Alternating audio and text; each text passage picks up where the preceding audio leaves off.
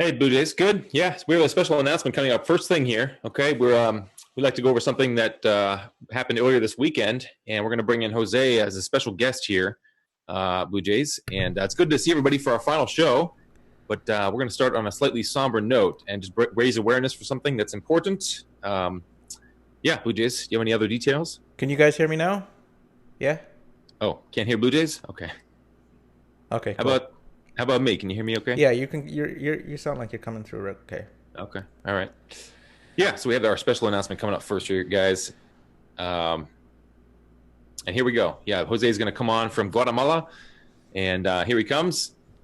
And hey, Jose, hello. Hi, Kevin. Hey Thank you for Jose. coming in on short notice. Yeah, so let's just do a quick recap for everybody who hasn't seen it.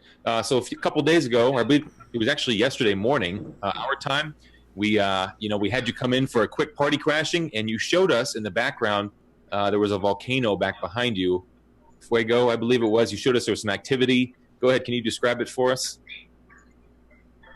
Yeah, Volcán de Fuego goes off all the time. That's why it's called Volcán de Fuego, means fire. But for this time, we don't know exactly what happened.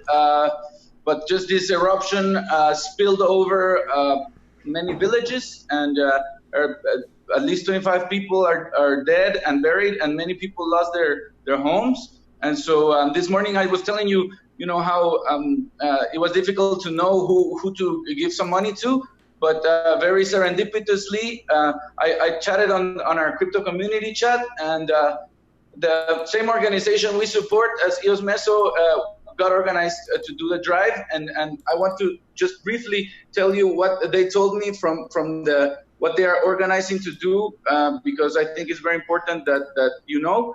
So she says, basically we have a rush of people that has taken all sorts of goods like food and clothing to the shelters, and we know we're going to continue needing help in the few weeks that are coming. So usually the aid is for the people and not the rescue team, which are very key to the operation. They have the volunteer platform ready, and the volunteer platform in Madrid and elsewhere asking how they can help, and they got room in the house of the tree that they call it, so that they can organize. And so they're putting their efforts focused on getting medicine and the rescue team this coming month. And then when they have enough money, they will everything they buy, they will publish the receipts, and we'll take care of putting this on a blockchain. Hopefully EOS is ready. And then yes, there's 50 people on hold so that they can call to go and take action, because right now they're still waiting for the rescue people and the fire people to give them a go ahead, and they will be monitoring it all. And yes, there's a link I sent you to make a donation. You can use a Bitcoin or Visa or MasterCard. It's in Spanish, the site, but it's very simple. If you send a Bitcoin, it's better, because we will make sure it gets to the right hands. So thank you for the opportunity to share this, guys. Yeah, thank you, Jose. And so this became an EOS thing very quickly, right? I mean, you're out there, you're right in the middle of it, and you even showed it on the show with us here, and we just want to raise awareness here and try and get some aid and some relief. So, we'll put the link up in the chat, guys, and we just would love to start a kind of awareness to raise some money for this. Unfortunately, it seems like it's a very serious disaster. Yeah. And if you guys look at the screen, you can see exactly the link that Jose wants us to share. Yeah. Yes, and that I think that those pictures you were showing in the chat, Kevin, are very good for people to understand. And then yes, thanks for the help. And again, these people, this morning I didn't know they were organized to do this, but these are very good people that I know will do the right thing with all this money. So you can be sure of that. Okay.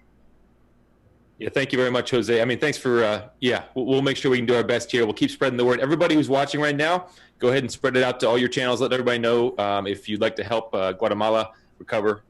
And thank you, Jose, for let's get some awareness raising, huh? Thank you very much. Yeah.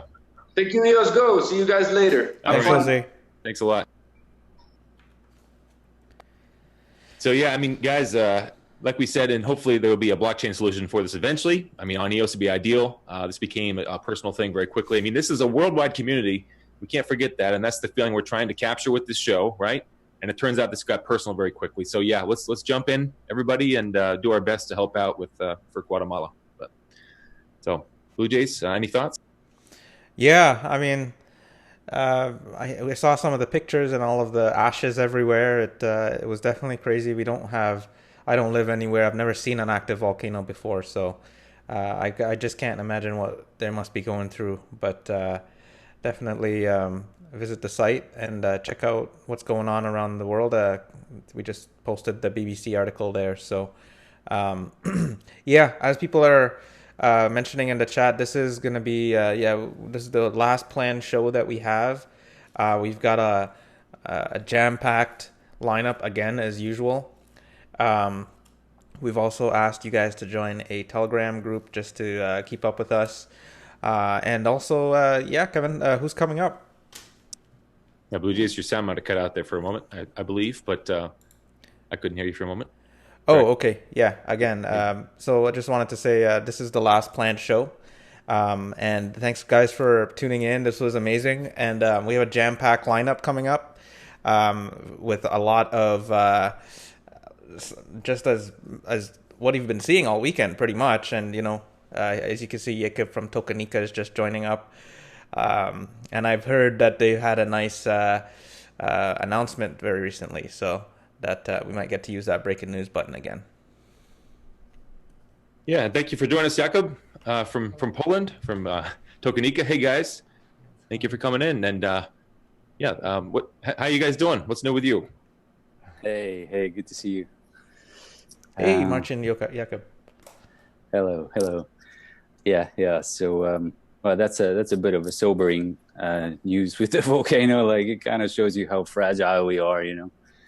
It's all this talk about cryptocurrencies and everything, and you can just get wiped out in 2 seconds, and that's it.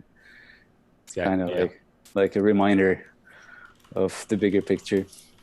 Yeah, well said. It turns personally really quickly when we're all a worldwide community like we are, right? And we'll all be working together for years to come in the same ecosystem. And yeah, well said, Marcin. What's new with you guys? What's going on over there? Yeah, so we basically went forward and released the offline voting tool today.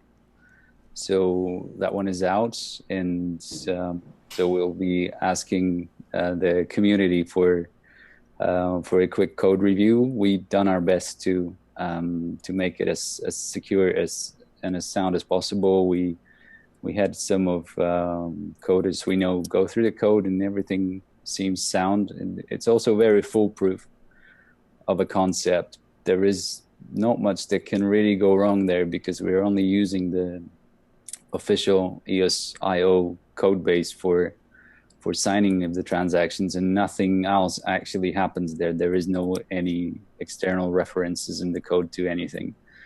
So everything else actually happens offline. So this tool is available for testing right now. So we're very happy about that, because I think it actually takes this this menace of typing or of exposing your private key on an online machine at any point. You can do this completely offline. So the transactions get signed on an air-gapped computer, and from there on you can just paste it back into an online machine. But at that point, your private key is not included in what is being pasted. What in the voting process on the online is actually, it isn't there. So for all the especially the bigger stakeholders, I think that it might be very useful, because there's almost no way to get hacked unless you have some malware from the past, or some keylogger on your computer that's been living there without your knowledge for some time. Then that still might happen. But if that computer that you actually used to generate the transaction has never seen internet, because you can have one like that, then you're 100% safe. There is no way this could go wrong. Apart from the code needs to be audited by the community, and which is what we're asking for. Like, you do not have to trust us in this one. You just go through the code. It's a very short and sweet, I would like to say, piece of code. So it's no biggie to actually understand what is in it. But I think what is clever is that what it does, not how long it is. So this is out. I pasted the link to your Steemit article.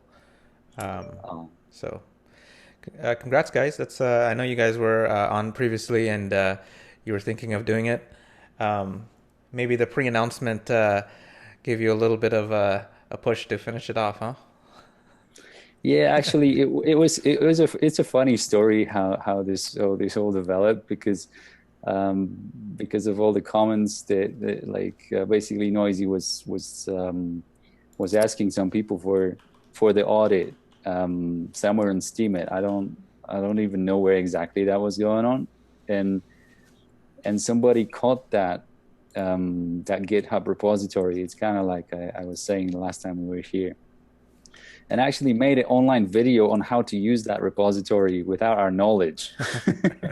Of course, he then let us know it's a very friendly dude from DutchEOS, and saying that, oh, you know, that's a good idea that you guys did it. And so we freaked out a little bit, because at that point it wasn't our intention to make this public. But since it already sort of went public, then we decided to just go ahead and tell the truth, basically, that, you know, it was developed in a short amount of time, but the code is simple, uses only official EOS IO libraries, and whatever else is there is very easy to read through and make sure that there is no stuff in there. Also, the post on Steam is actually a walkthrough on how to get to the right repository, including the checking of the HTTPS certificates. And so if you follow it by the book, there is almost nothing that could go wrong. Having said all that, of course, it will be best if someone goes through the code. Yeah. And I think it's in the interest of the whole community for people to do that. But I think we think it's ready. I mean, we wouldn't be putting it out if it wasn't. Did you say that it was the gentleman from DutchEOS who actually looked over it? And because the DutchEOS is actually coming up next. Yeah, we can probably meet on screen then if we hang around for just unless he's like 5 slots ahead. I don't know when exactly. Yeah. Yeah, Kuba, you wanted to say something. You're very quiet. Can you turn yourself up or speak up maybe? Maybe. Oh, we can't hear. I can't hear. Yeah, I think can't hear you at all. Looks like you guys are outside the office now. Yeah, it's pretty late. It's past midnight already. So we've spent so much time in the office the last several days, and so this is like a Sunday. So we got released. I mean, we released ourselves. Can you hear me now? That's better. Yeah. Okay. So I just one thing, that all the heavy lifting in this voting solution is done by actually block one's code. So it's like we are just added some additional code on top of their code. So all the heavy lifting and the private key signing is done by the EOS itself. So it's quite safe to use, I think. It should be. This is the only thing I wanted to add. Yeah, as long as they know what they're doing, it should be fine. You know? Yes. So the heavy lifting is done by EOS itself. And what are you guys seeing in terms of going to the launch? What's the latest update that we should know, that the community should know as well? Do you want to go ahead, or should I? Yeah, well, to our knowledge, like, the validation process of the snapshots and everything that's progressing at a steady pace. It probably is taking longer than some of people thought it would. That's progressing. There's Jan from DutchEOS. Hey Jan, do you mind turning off the stream? We just hear a little bit of echo on the air. There's Jan from DutchEOS. Oh, there you go. Jan and Steven, welcome. Sorry for the echo. Yeah. So I think you got, hello. You guys How helped are you to. guys? Hey, good. Thanks. Good. Hey, Yeah. nice to meet you almost in person. Last time I saw you was in the video of the offline voting. Yeah. Man, it's quite a thing that happened. It wasn't. I actually hadn't discovered it myself. It was one of our guys who is responsible for the operations. He said, "Hey, Jan, there's a great GitHub thing here, and because I have been asking, we should somehow enable people to vote offline. You know, it's important." And so at one point he said, "Oh, there is something, and it's great. You have to see it." And so I looked into it. I thought, "Oh, yeah, this is fantastic." I hadn't realized that you hadn't launched it yet. So I said, "Great, I'll make a YouTube video on it." And so I did.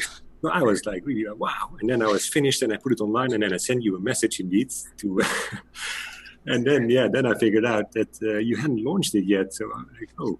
Yeah, that was, you beat us to the punch, basically. It was really funny because I got this message from, we were speaking to this American crypto fund called Multicoin Capital, which got in touch with us for some other reasons, and there's this very sort of well-informed and intelligent chap, Miles, and he sent me the link, and have you seen this? Like, oh, it's so cool you're doing this. Like, look, and I was like, where did you see that? And it was on Steam. Oh my God, like you shouldn't have seen that on Steam. We never put it out there. And then it turned out that it was actually a comment made by Noisy, the lead developer of that.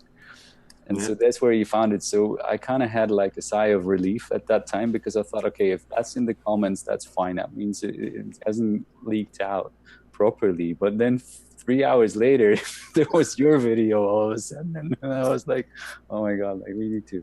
Well, anyway, cutting to the chase, we released it with like the proper disclaimers and the proper description also. Yeah. So. No, but it's a very, very brilliant piece of work. It's simple, but it works very well. So it's big compliments to you. Yeah, job well done. Thank you so much. We'll pass it over to Noisy. I think he's going to be really happy also, because he's put a lot of work into it, and there was a lot of excitement in our office because we were discussing the potential fallout and whatever, and had a bit of even some differences because. I was the kind of the freaked out one, saying like, well, guys, we're asking for private keys. We should really focus on what we're doing. You know, this is not child's play. And they were like, no, you got to push it. And then like we had a good 6 hours of ranting on various social media channels that we use. Yeah. So that was that. And and apart from that, we were talking about the what's to come next, right? So we think this validation thing is going actually quite well. You know, we see again the community effort is doing extremely well, and it's almost metaphysical to watch when something coordinated without any proper coordination is getting done around the world by all the people who want this to happen. So I have a lot of these moments that are, you know, this kind of wide-eyed wondering that maybe this is how the world should progress. Like if people would be able to do this and sort of govern like this, then this is like a good exercise to whoever gets trained on this maybe could do much more in the future. Absolutely. We'll set a standard. But I think we expected this to be sooner, but because before June the 2nd, everyone was very eager to launch the chain, but after June the 2nd, everyone was very careful not to make any mistake, and it took a little bit longer than we expected. So yeah, but it's very. My bet was actually around 3 to 4 days, so we're still within my sort of predictions, but I think it might spill over. Yeah. Were you guys, Marcin? Were you guys around for when they launched Steam or BTS, anything like that? I think Jakub was definitely involved in that, because I remember him trying to get me on this bandwagon very early on and saying that this is coming, and like like in touch with Dan and stuff. It wasn't very direct. I mean, we weren't his mates or anything. Like, don't get me wrong. I'm not name dropping here. But we don't know anybody named Dan anyway. So. Yeah, maybe I got it wrong. Maybe that was some other dude. Maybe it was some yeah. Anyway, yeah. So definitely, and Noisy is also involved in Steam from very early on, and so is our IT wizard advisor. So the Steam launch was very hectic as well. So we're used to, because Dan Larimer is it's like this type of guy who wants to put out things quickly and then see what happens. He's just not waiting till the product is finished, but because he's saying that if you wait till the product is finished, then the product is never finished. So it's like you have to make the decision. So I think we expected a little bit chaos, but I think it's going. It's healthy. We need it, right? Yes. There's many people working on it, and we'll grow towards a solid release. And I think that's more important than releasing something right now that, is going to be sloppy. Yeah, but I think this is the part of the process too, because you have to make decisions and then fix whatever needs to be fixed. Yeah. Jacob, I think some people are still having trouble hearing you. Yeah. Use your shouting voice. Yeah, just go at it, you know. So, DutchEOS, what are you guys looking forward to? How was your yesterday and today? Validating. So it was nice to around 4:00, I think, there was the big meeting in Zoom where the next steps ahead were discussed, and it was really great to see. I think actually Craig Murray explained it much better at the end of your last show. But the way people came together and the way, especially with the language barrier, the way the Chinese and Korean groups were integrated in that discussion, it's really unique. Yeah? It's as Martin already said, it's so wonderful to see how the whole world comes together to launch something. I've never experienced something. Maybe it has been done before, but I've never seen it, and I think it's fantastic. So after that, it's now clear again how we move ahead. It's great that we have a final snapshot. Now more software testing, penetration testing.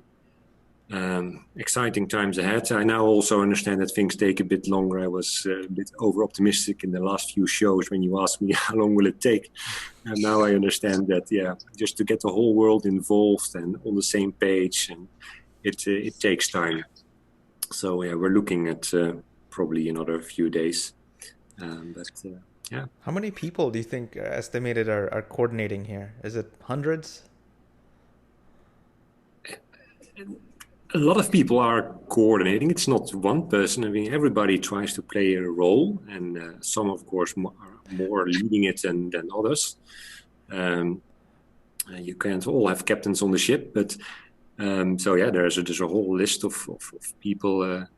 We used to come more from the EOS BIOS boot part. So, of course, we were following Alexander a lot.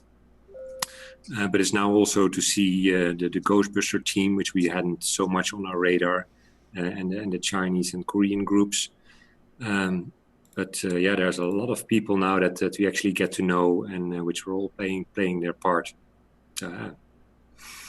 It's amazing that it works without there being one clear leader. I mean, Dan is not involved. At least I didn't hear anything of him the last day. No, who's Dan? We already we've already forgotten him, huh? Who's this Dan guy? The software is out. You guys forgot him already. Yeah, he's probably watching, but yeah. And of course, just to as you're saying, the Ghostbusters crew is now renamed to EOS Core. They've put out an announcement that they're also ready for testing.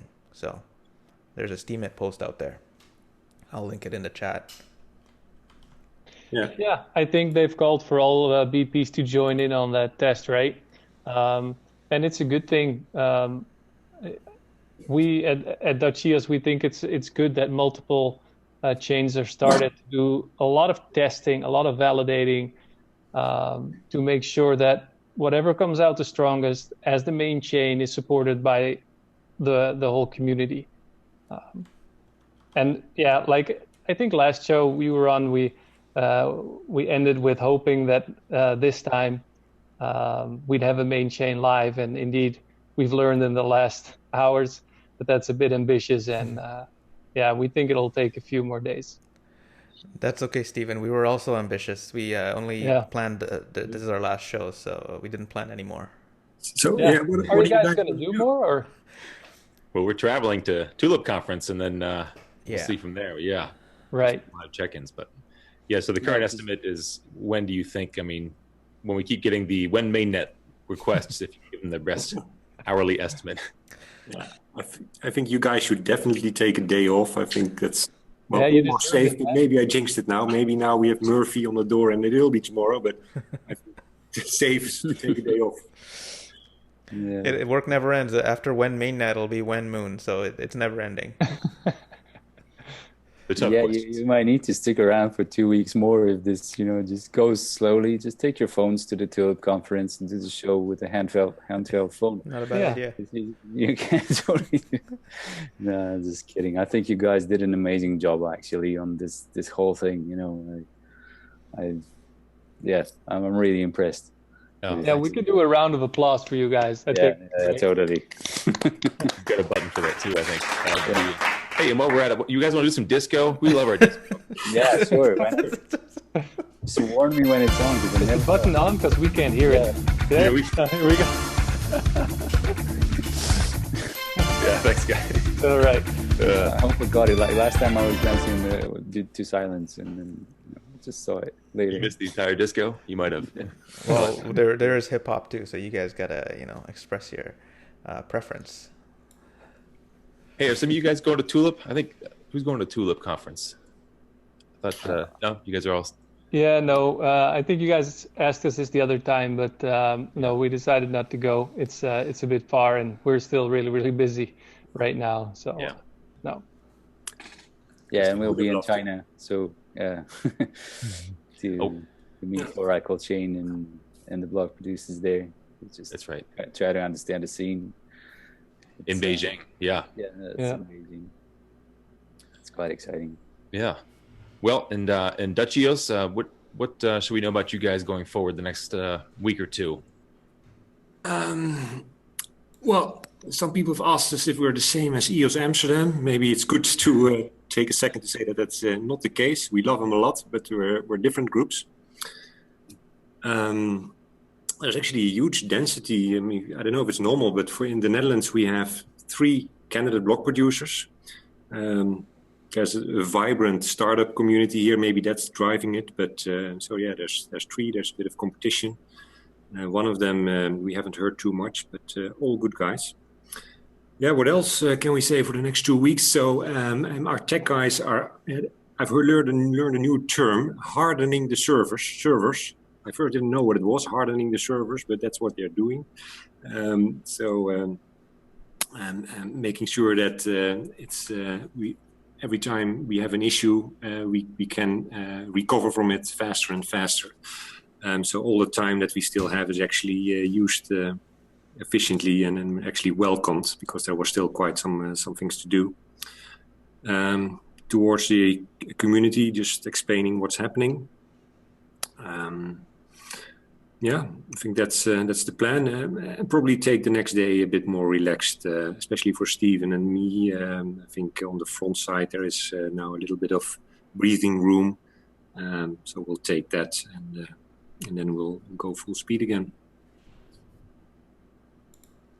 I like that, some breathing room. Yeah, absolutely. Mm-hmm. Okay, well, that's good. Everybody's, less of the we're not sleeping at all and more of the let's be more relaxed. That's kind of a nice change of thought. Yeah. All right. That sounds pretty abstract to me right now. Like what we've been through for the last 2 or 3 weeks. It's just like sleeping is not exactly the part of the drill. I mean, And we've actually asked a couple of folks now, can you give us kind of a behind the scenes look? So our people are on a massive video conference call. All the block producer candidates are trying to coordinate. Can you kind of give us a feel for what goes on behind the scenes? I know that the next call is scheduled tomorrow. It's 1:30 UTC, so 3:30. So everybody should be software testing, should be doing the penetration testing, and that's what I understand. So again, I'm not an infrastructure guy. I'm not that knowledgeable. The exact things that they are testing, but that's what I know they do. They will reconvene then tomorrow again in that call, and and take it from there. That's what I know that's happening behind the scenes. Yeah, that's what we're hearing also. Today we had another cybersecurity roundup and a schooling, so to speak, by our guys. Because we need to ramp up all these things that you do as a startup. Like all of a sudden, it becomes very serious at some point, and so you have to tighten up all the little gaps and pieces. So, and on the back of that, there was like just the chain validation and the entire process, basically briefed by our techies how that is going. So that is going forward, and it's going well to our understanding. But it's a bit like I just keep using this metaphor of a flock of birds that is taking off, and so there's like a few birds in the air, and there's more and more joining. At some point, it will be clear that this is the flock to join, and shouldn't be on the ground anymore. So I think that more and more are in the air right now, and the validation is a part of that. So I like that analogy. That's we have the slippery rocks analogy from EOS Blacksmith, talking about being careful and but taking it slow and making sure it's done right on the slippery rocks. And now you've got the flock of birds analogy. That's another good one. Just get with the right flock. Kind of, Good. Maybe a question for I find it difficult to pronounce, Tokenika. Do I say that correctly? Yeah. Tokenika. Yeah. Can we also expect offline staking? Actually, we've been discussing that today, and it was kind of we were on the fence whether to include that in this release, because then we would have to like put it in and release some additional code. But I think that the answer is yes. We're going to expand this tool. We're backlogged a little bit with work because of the amount of things we're putting out right now. But I think in probably in a week's time that can be there, or maybe even sooner. We just have to plan for this, because we're about to release the EOS factory, the improved version, and this is also basically ready for release. We're just waiting for some final checks, like we spoke last time. So there is a full Python unit testing library that is linked into this edition of EOS Factory. So whoever is familiar with Python unit testing can use that on EOS smart contracts from this release onwards. So that should be very helpful, because a lot of people already know that. Yeah, know how to use it. Yeah, that is nice. We promise not to break any news. We'll wait for you. Yeah, but it's really great, really exciting. I think you guys doing an amazing job. Yeah, thanks so much. Really. How big is your team actually? How many people? So the whole team is about 12, 14 people. Okay. And from all walks of life. So we have developers, we have kind of system analysts, cybersecurity people, ones that have experience with DPoS, like very practical. So we have the top Steam witness in our advisory team, which is actually putting up the infrastructure. So it's a very balanced team, I would say. I don't want to say it's like super strong or whatever, because this is not my call, but I totally trust you know, that if we don't know something, we can find out in-house usually. Yeah. Like to the point that we've actually been consulting the Polish government about 2 days ago, and we've been drafted into this group that will form the Polish legislation for blockchain. That's good news. Well done. Yeah, thanks. I mean, these people have been around for a long time, so they're pretty well connected in these also higher sort of structures. You know, like they're sometimes quite hard to penetrate. You know, because all of a sudden you're not just a startup. You know, some ministers or things like that. But yeah, we're fighting for this to be a blockchain-friendly country, and I think it's well on the way. Actually, right now I'm a lot calmer. We also know that that it's actually going in the right direction, because like 2 or 3 months ago it wasn't as clear, but now we know firsthand from sort of like insider information that, and we all also have a lot of influence on how this legislation is coined. We managed to add actually DPoS to their agenda as a special case for blockchains, because these guys don't really know it at this point. Well, you are ahead of the Dutch government, I can tell you that. I'm pretty sure they haven't heard of DPoS or EOS, unfortunately. I was approached by a Dutch newspaper 2 days ago, and the journalist was worried. He had heard the rumor that 30% of people may lose their EOS. So I explained them the fallback mechanism, etc., and that he shouldn't worry too much. There was only at that time, I think, 2% still in smart contracts locked up. But even that, I think, has been released in time.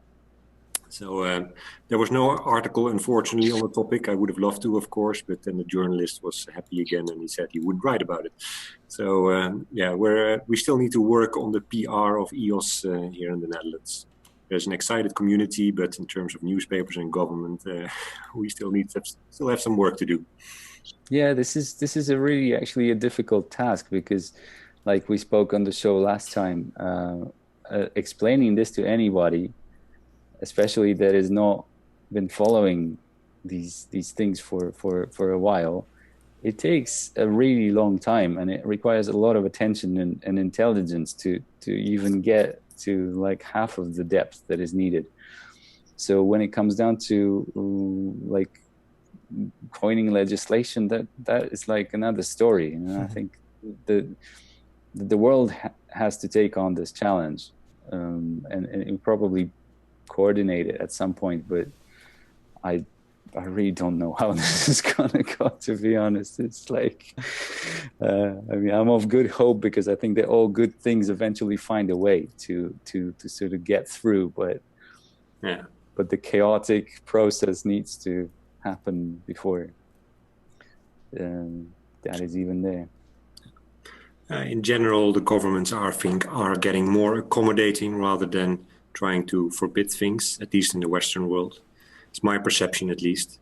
And definitely in the Netherlands, they understand. First, they always say, yes, blockchain, we love it, but cryptocurrencies, that's dangerous. We don't want that. And then some civil servant tells them, well, actually, you need to have both together, because otherwise a decentralized blockchain doesn't work. And then, okay. And then a few months later, the government says that actually they want to embrace also cryptocurrencies and want to help the startup scene forward and the innovation in the country. So I think governments are now that far that they understand that. And so hopefully they will just take the sharp edges off, regulating that the ICOs, the craze that is people write a few white paper pages, that will go down. So there are less scams. That would be good, actually, if the government does that. And then hopefully, we can continue to grow. Yeah, I remember being in Amsterdam at a Bitcoin conference. I think it was 2014 or something, where I met the founders of Ripple at the time, which were nobodies or almost. I mean, they were basically launching and trying to explain how Ripple was going to work. And I remember also there being your finance minister or someone very high up from the government. It was a lady. Who came to actually see that conference. And at that time, I thought that was very forward thinking, you know, to recognize this thing in 2014. Because when we spoke to people in Poland in 2014 about cryptocurrencies, and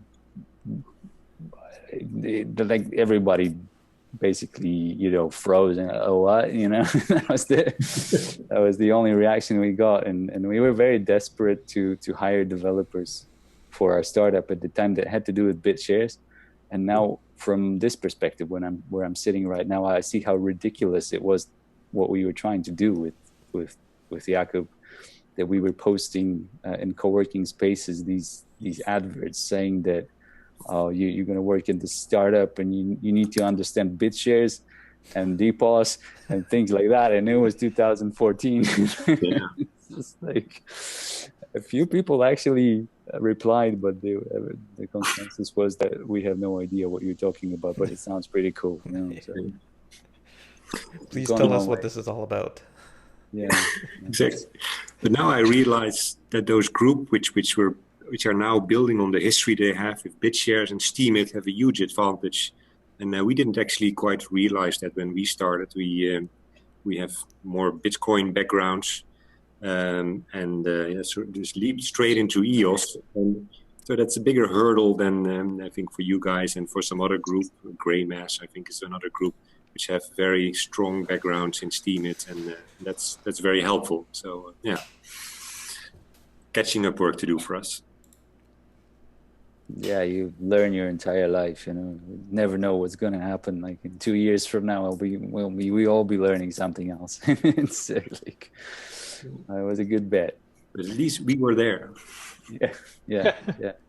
Guys, what kind of apps are you guys foreseeing in the future that are going to be like those massively adopted ones?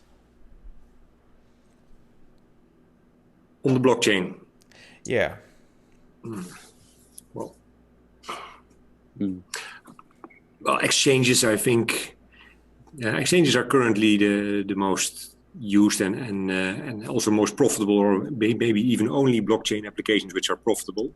But I think they still have a long way to go. I mean, they're currently only trading tokens, and I'm sure they will trade more real assets, securities, especially also in the near future. I think in the gaming and gambling, there is just massive and quick adoption. I think people are young there, and it fits very well with blockchain. I think that'll go very fast. I think in social media, gaming possibly also, like gaming, like video games. Yeah, absolutely. Multiplayer games, so that you can coordinate over the blockchain what the situation is of everybody. I think EOS Rio, or not quite sure, 1 or 2 block producers also launched a game on the testnet. I forgot who it were, but just to demonstrate that. And then, social media, of course, and I include Everypedia in that segment as well. Just that you can message, and that nobody can scrutinize is not the word. Nobody can change it or can influence those messages, which, of course, current in today's world with Facebook, the governments want access to it and want to see what happens, and that's something that potentially on the blockchain can be avoided. So that's potentially interesting. Also, attention token like a BET. I think that would work extremely well, much better at least on the EOS blockchain than on the Ethereum blockchain.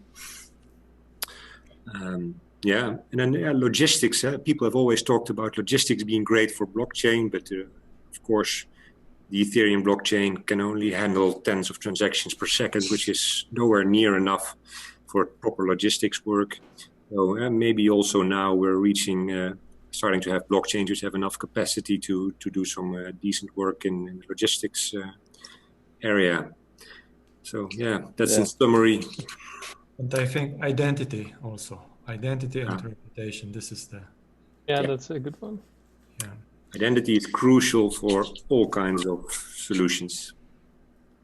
Yeah, actually, speaking about logistics, we just got approached, like, I think 2 days ago, by one of the biggest Polish speditors, which is like almost a monopoly in Poland in freight, in like trucks and freight. and also across Europe, I think they're very strong. Where he just basically had a meeting with us, which he asked for. We weren't looking out for, weren't reaching out and said like, look, I want to put this on a blockchain, and can you guys help? And he was the owner, so it's quite funny to have such a figure approach us in person. We still need to work out the business sort of backbone of this and everything, but you can see where the trend is going, that these people are actually realizing more and more that the future will probably be a lot more decentralized than it is now. And it's not because of some ideological reasons, but because of efficiencies that can be created that way, that it's much easier to do certain things that way, because not everything should be put on a blockchain. That's also a misconception. Yeah, I think it's very encouraging that the industry leaders already know that something change is coming. So we don't have to convince them. They come to us and they ask for technical solution for some ideas that they already have in their heads. So it's very encouraging for me, because I don't have to go to them and convince them that blockchain is good. They come to us. So this is quite unexpected. I wasn't expecting this, but this is happening right now. Very cool answers. Guys, we have to bring our other guests on who are waiting. We wanted to say thank you so much for spending time with us and hanging out. This was an awesome conversation. I'd actually like to say, hey, thank you all. Thank you. Thanks so much. Thank you as well. Cheers. Right. Thanks for having us. Take care. Yeah. Bye, guys. Bye-bye. Cheers. Bye. See you guys. Bye.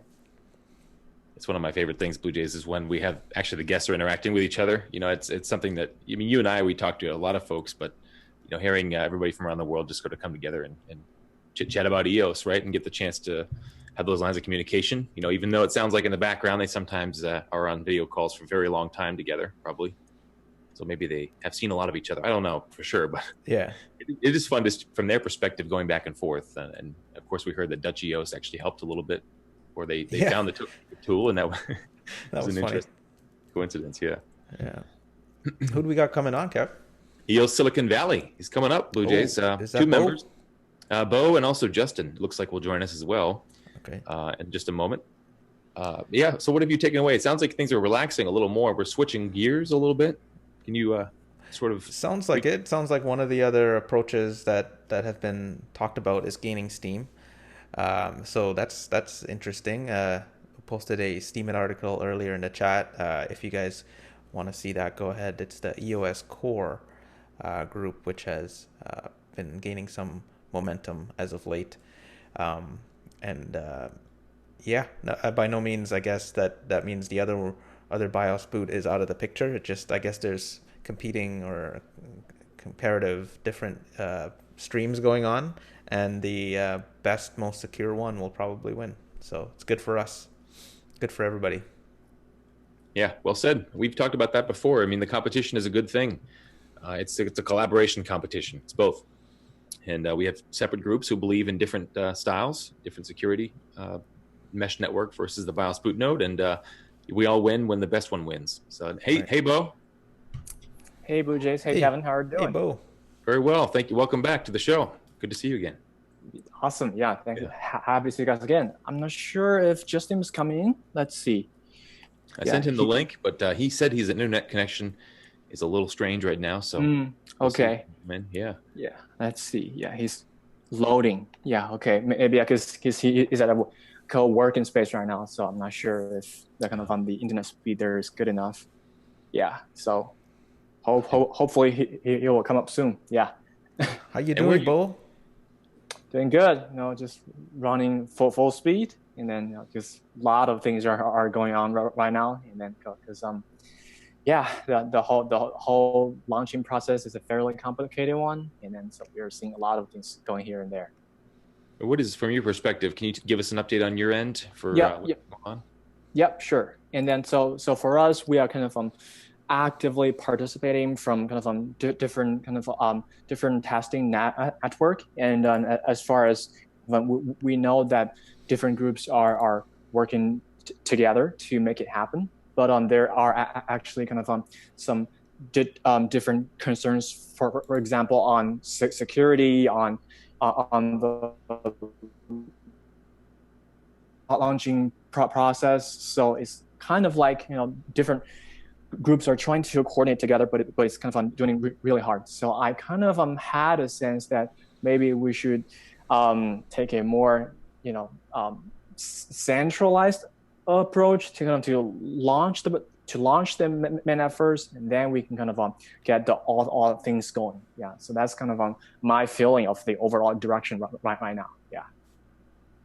Very nice. Okay. Yeah, switching gears a little bit, huh? Mm-hmm. Yeah, because it's kind of we're definitely seeing the progress, but there's kind of some things going there that might not be able to kind of being really productive if we're kind of going to these trends. Yeah, but we're really trying our best to validate as much information as possible, and then trying to kind of help to accelerate the process. Yeah. Cool. Very nice. And just to remind folks who haven't met you before, where are you based out of, Bo? Yeah, we're based right at our name at Silicon Valley. So yeah, it's right in California, and welcome to the many of the BPs coming to Tulip for the whole Tulip conference. Yeah, Bay Area is pretty nice weather, nice sunshine. Yeah, looking forward to see you guys tomorrow or the day after. Yeah, I'll be there on the 7th. 7th? Oh, the 6th. Okay. The 6th.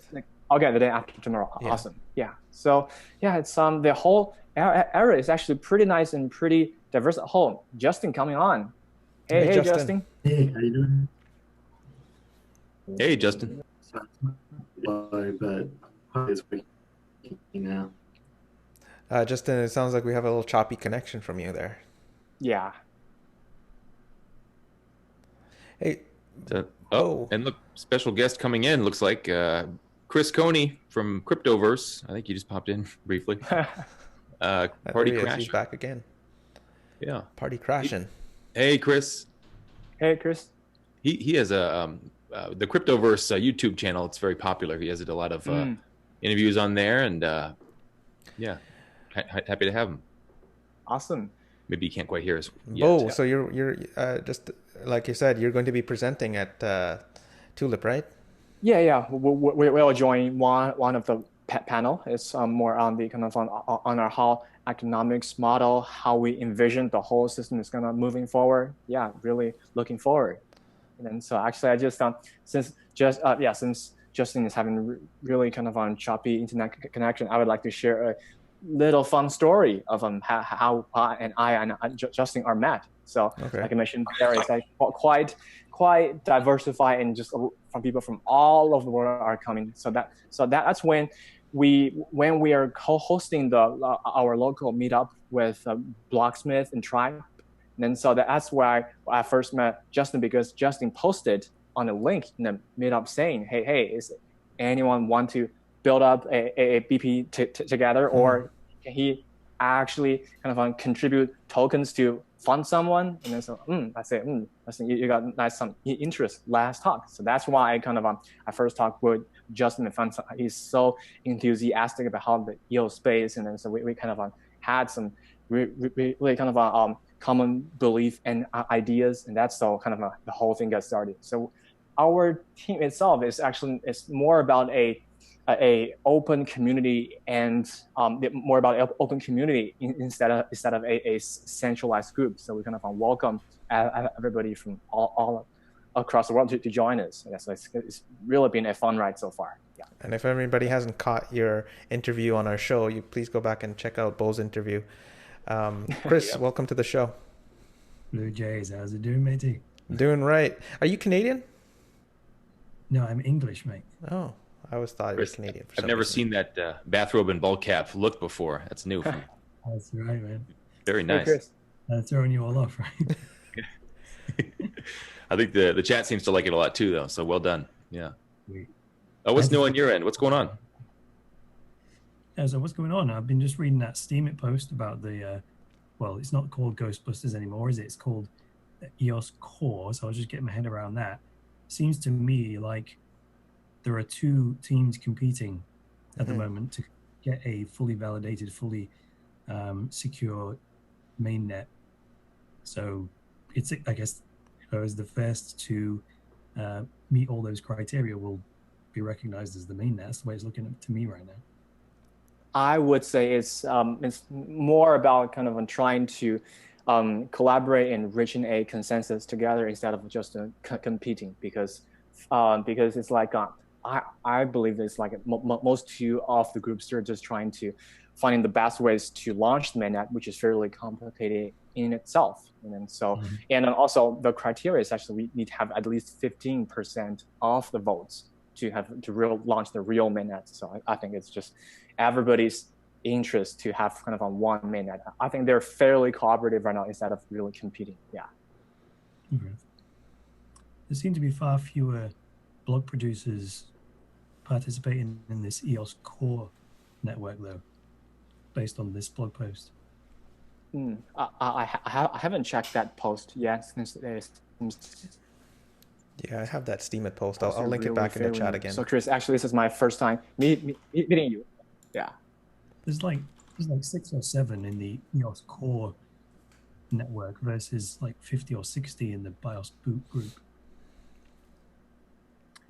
Yeah, it seems the BIOS boot group has been formerly the EOS Core, formerly Ghostbusters group, has been in the background but quietly gaining steam. So and they had come to an agreement, it sounded like, for a bit. And now I think Bo was saying that it's just sort of a divergence again in terms of should be the successful way to launch. Yeah, and that's why we're seeing more, or we're hearing more of the let's sit back and be quiet for a couple days kind of thing. Like if things are cooling off a little bit for the folks like us, where we're saying, when mainnet. Well, no, let's just take it easy for a few more days here. Chris, you have go ahead. This whole launch process reminds me of the creative process, in the sense that when you're iterating on a design, for example, when you create the final design, you don't know it's the final design when you first create it.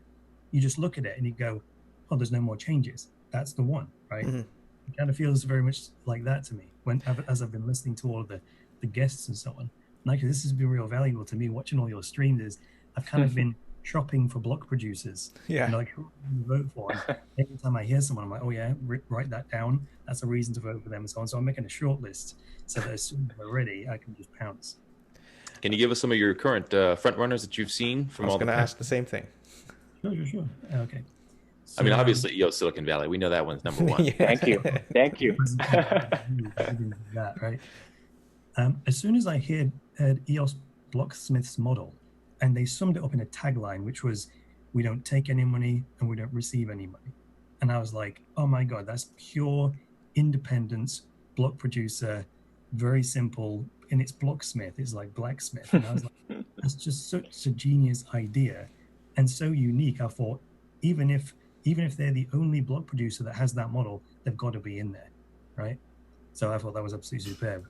And clearly, with a model like that, they're not in it for the money, because they're actively creating a boundary around their business that they can only get money from the block rewards. And I was like, rock on. So that was enough for me. I like the Grey Mask guys. I actually have misplaced my notes on why I put those down, because I'm just looking at my shortlist here. I wrote down Liberty Block because once I found out that was a collabo and that Jeff Berwick was involved, I was thinking about someone was private messaging me the other day about, well, these 21 block producers, and the problem is they're known, and what if they get bullied and blah blah blah blah blah, right? And then they started quoting things like Kim.com, who violated copyright, and then the US government went to New Zealand and kind of shutting down and arrested them and so on, going across whatever international jurisdiction and so on. They're like, what if that happens to the blog producers, and so on. And I was thinking, well, you're gonna have to work hard, right, to take down all 21 blog producers, and they're going to be replaced in real time. But I thought, okay, I'll humor you. They need to be built. They need to be pretty strong people, right? So I don't think, I'm not going to swear, but I don't think Jeff Berwick would take that lightly, right? If anyone tried to muscle him out of being an EOS block producer, if he got elected, because he's involved in the EOS Liberty block. And I thought, yeah, he's the kind of guy that just would not take kindly to that kind of thing. And he will not budge. So I thought, let's have him in there as well. You know, as kind of in terms of the chessboard, I'm not sure what piece he would be, but he would be like the castle or something. That's like almost like the immovable object. So that would give me confidence that he wouldn't be scared very by any of these strong arm tactics. Good. Yeah. And those are kind of like the criteria that you're talking about. Can you just elaborate a little bit more your thought process on that criteria, just for our viewers, because a lot of people are interested in what makes a good block producer. Full awareness as to what they're getting themselves into, okay? Because in proof of work, you can mine anonymously, right? You don't have to be identified. In EOS, that's kind of the point, right? Because you're campaigning, your face, your name, your company name, everything's out there, which means people can find you. The bad people can find you, right? So if they want to intimidate you, they can approach you because you're known, right? So if you're going to be a block producer candidate and be one of those 21, you're going to have a fairly strong stomach just in case that kind of thing starts. Oh, yeah, you're back. Sorry, you're back. Yeah. Did I go? Did I disappear? Or did you? Yeah, you disappeared for a bit. We lost about the last 5 seconds or so. Okay, fine. So I rounded that off by saying, yes. So if you're going to be one of these 21 electric block producers, you really need to understand what you're getting yourself into, just in case these strong arm tactics begin and intimidation is potentially going to happen.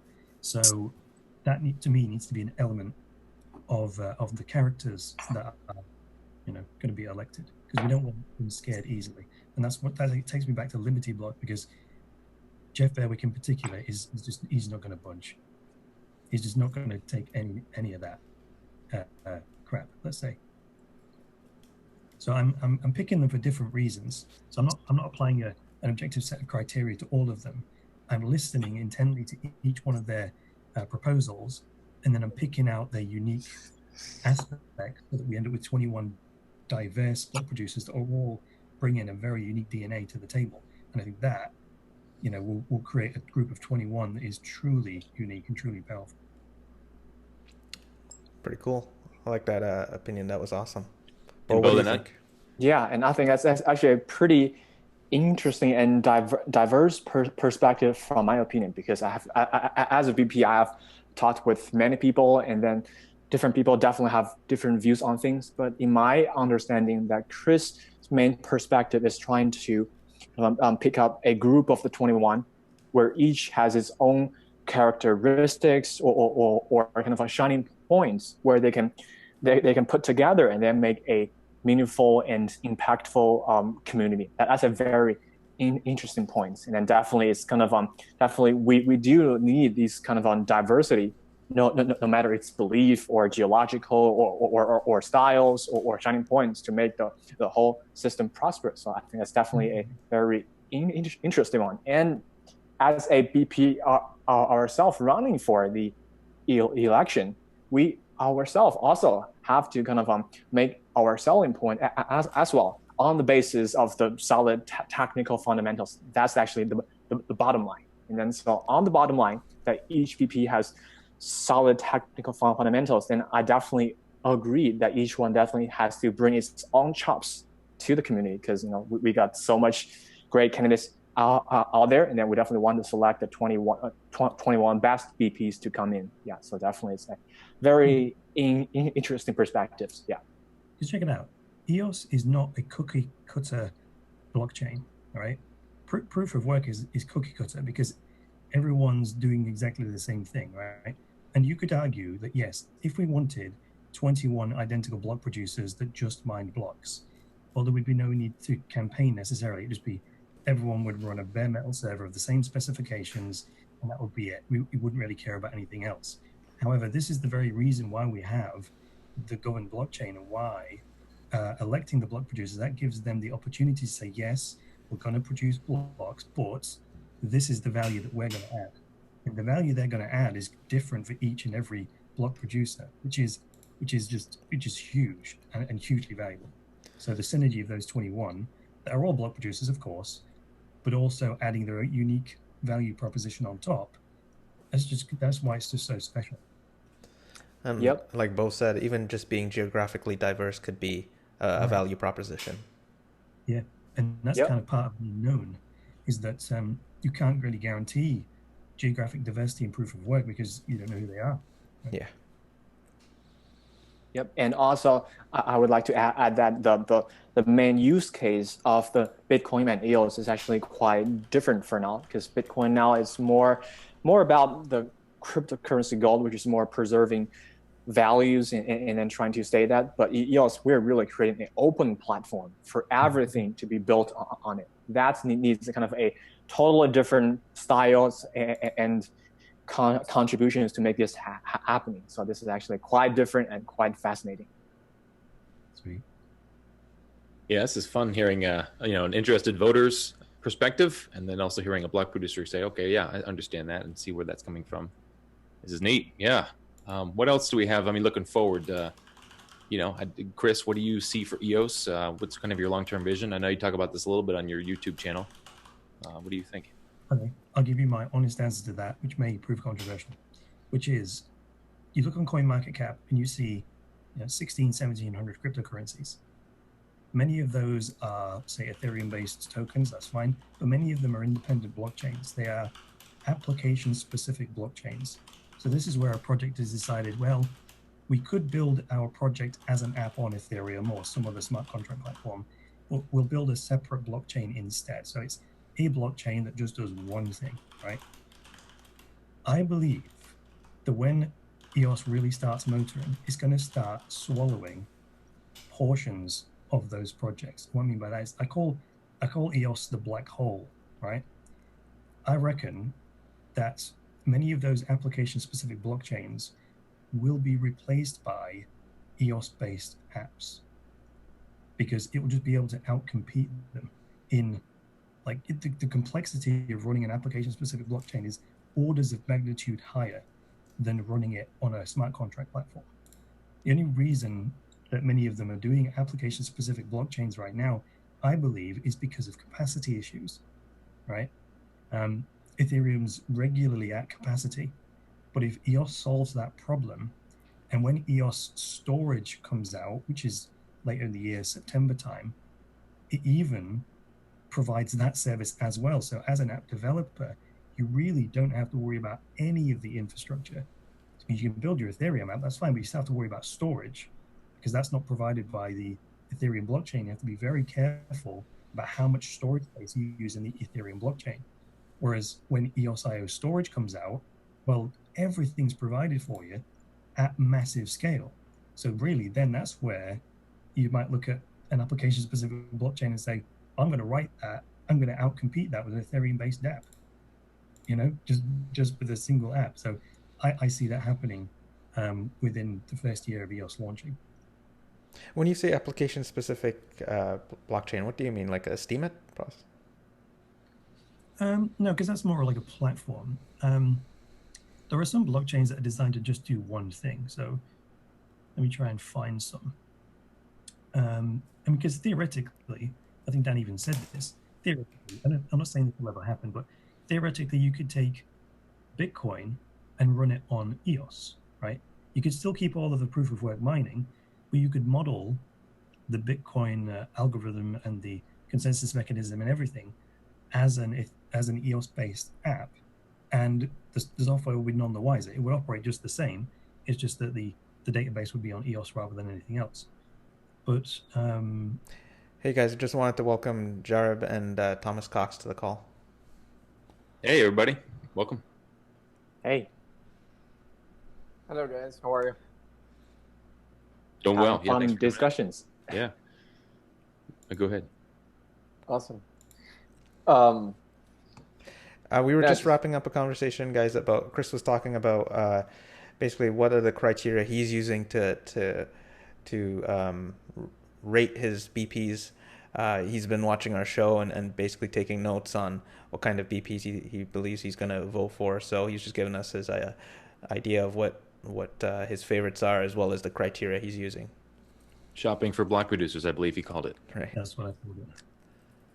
And then Kev asked me what I see in the early days of EOS. So BlueJays, I'm talking about, like, let's take Populous, for example.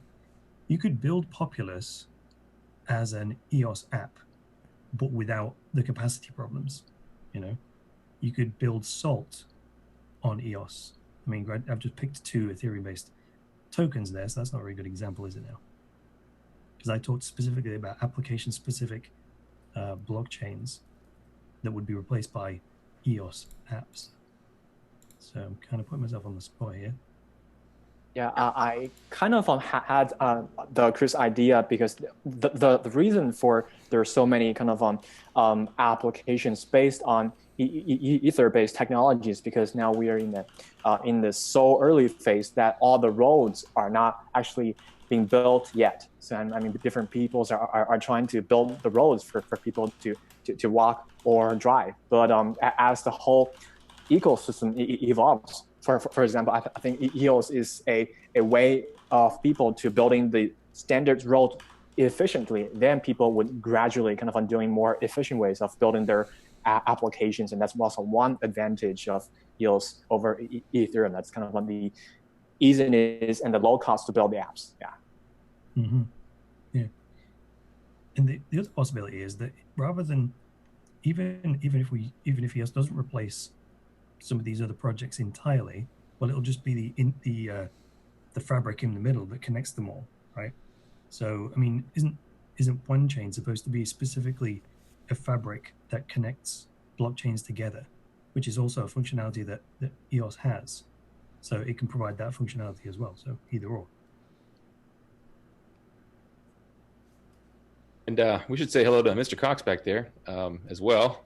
Hey, Mr. Cox, how are you?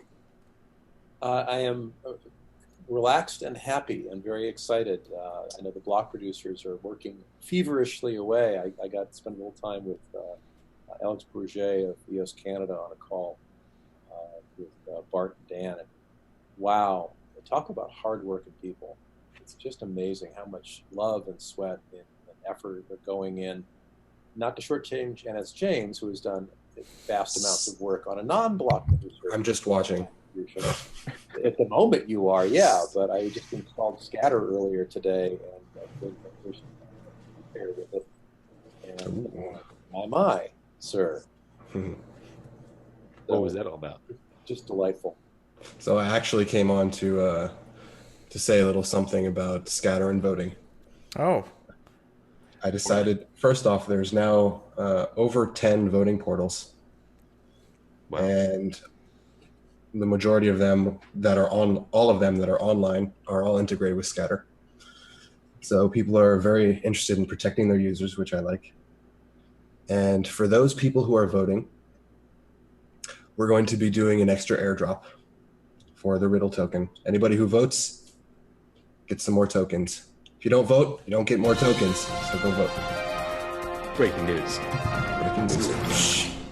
Already got it going. So just recap on that, Nathan. Well, we're going to be airdropping tokens. The only way to get these tokens is by this airdrop, and the entire supply is based on the airdrop. And if you want to get some more airdrop tokens, vote. If you vote, you'll get a little bit more tokens. I hope that maybe some other people will jump on this and help to up the amount of people that actually start voting. That's great. Yeah, the Voting Drive Initiative. Thank you. Wow. And when you say other people, who do you refer to that should jump on this? I don't want to say any names, but anybody who's doing your airdrop. If you guys have the means to help out the community with some tokens in return for the initial vote, this shouldn't be something that continues afterwards. We don't want to talk about this as if it's paying for votes or anything like that. I don't want BPs to start doing this or anything like that. But if you're a DApp and you have no investment in the actual voting process except for raising the chain itself, you should see what you can do to help get some more people onto that. Where should folks look if they're looking for information on this new airdrop information you're talking about? Is there a website? Right here. For the Riddle token? Only on ESCO. Oh, there you go. So just to clarify, this is not a reward that someone gets for voting in any particular way. No. No one's being paid to cast their vote for This will be for every single person that votes, not related to any BP. We're going to scan the chain. If you have voted within the time period of the boot, you will get on the main chain that is selected. You will get airdropped. And remind us, Nathan, what we can use the riddle token for? Reputation. There's going to be a bunch of other stuff on there too, but it's primarily about reputation. Very good. Cool. Yeah, that's great. And what is this is Jerry. We're doing an airdrop on we're a DAB for global payroll portal. So that's sort of Horus Pay? Yes, Horus Pay. Yeah. That's sort of an interesting topic. So I may reach out to you and we connect afterwards. I do want to reiterate that BPs should not be doing this, and if they are doing it, then they need to spread it out amongst everybody. This can't be pay for votes. It's very important that it's not pay for votes. Well said. Yeah. Of course, Yarb is not a BP as well, but that it was a general call. Yeah. Right. Yeah. Yeah, we're not a VP, and we're not associated with any VP in particular at this point. So that gives us that freedom. Yeah. Cool. This is great news. Yeah. And were you on the line earlier with Thomas? And is that what we heard as well? You guys were all working together? No, I was not on the line. Oh, okay. You were just busy airdropping it on everybody, making it rain. Okay. I was trying to wake up. Thomas, can we go back to your original estimate of 48 hours? That was updated again yesterday with 36. How was it looking? Since I have no skin in the game, you should take anything I say with a grain of salt.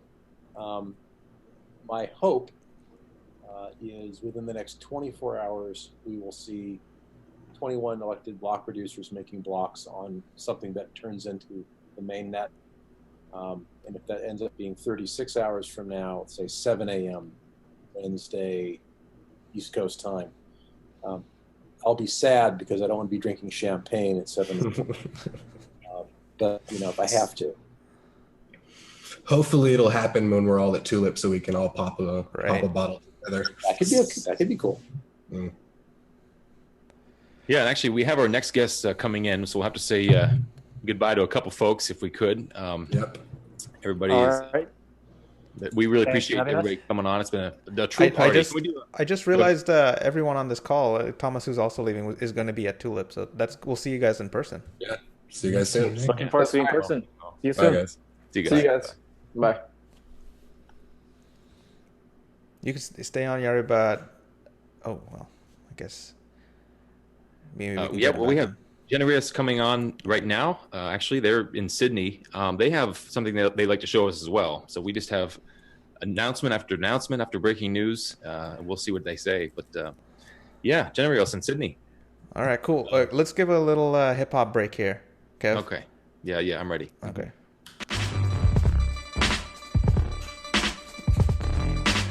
That's a good way to come in there, Nathan. Yeah.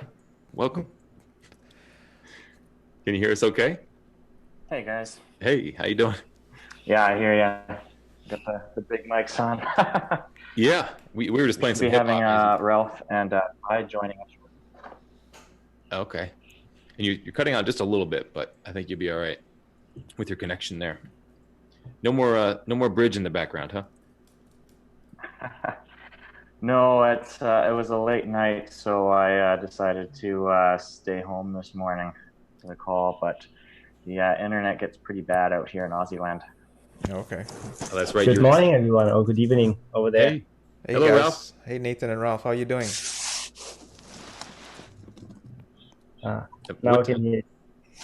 What time do you guys have right now where you are? It's 20 past 9 in the morning. Okay, so in Sydney, and then it's wintertime, we should reiterate. So summertime out here, and that's wintertime out there in Sydney. That's opposite ends of the world. And here's Ty as well. Everybody's here. Yeah. Good morning. Sideways. Hey, nice. We're on the other side of the world, but you don't have to turn upside down. There you go. The iPhone's not... Is that okay? Yeah, you can see you well now. Okay. Yeah. Well, welcome, guys. This, I believe, might be the first time we've been able to speak to you directly on the launch party show, just one-on-one. And I know you guys have something you're hoping to show us that we'd love. Of course, we love breaking news. So, is it breaking news? I don't know if this is breaking news, but I have another topic to talk about later that might be. Okay. Oh, good. Yeah, you know, everybody's been talking about the Ghostbusters, i.e. renamed Core, the Core group, and the BIOS boot group, or I don't know if anyone's using names anymore. You know, the gentleman you had on earlier was talking about how the Core group seems to be a little smaller. I think people need to remember that these groups are going in parallel. There were discussions to do, you know, parallel testing and validation. It's not a competition.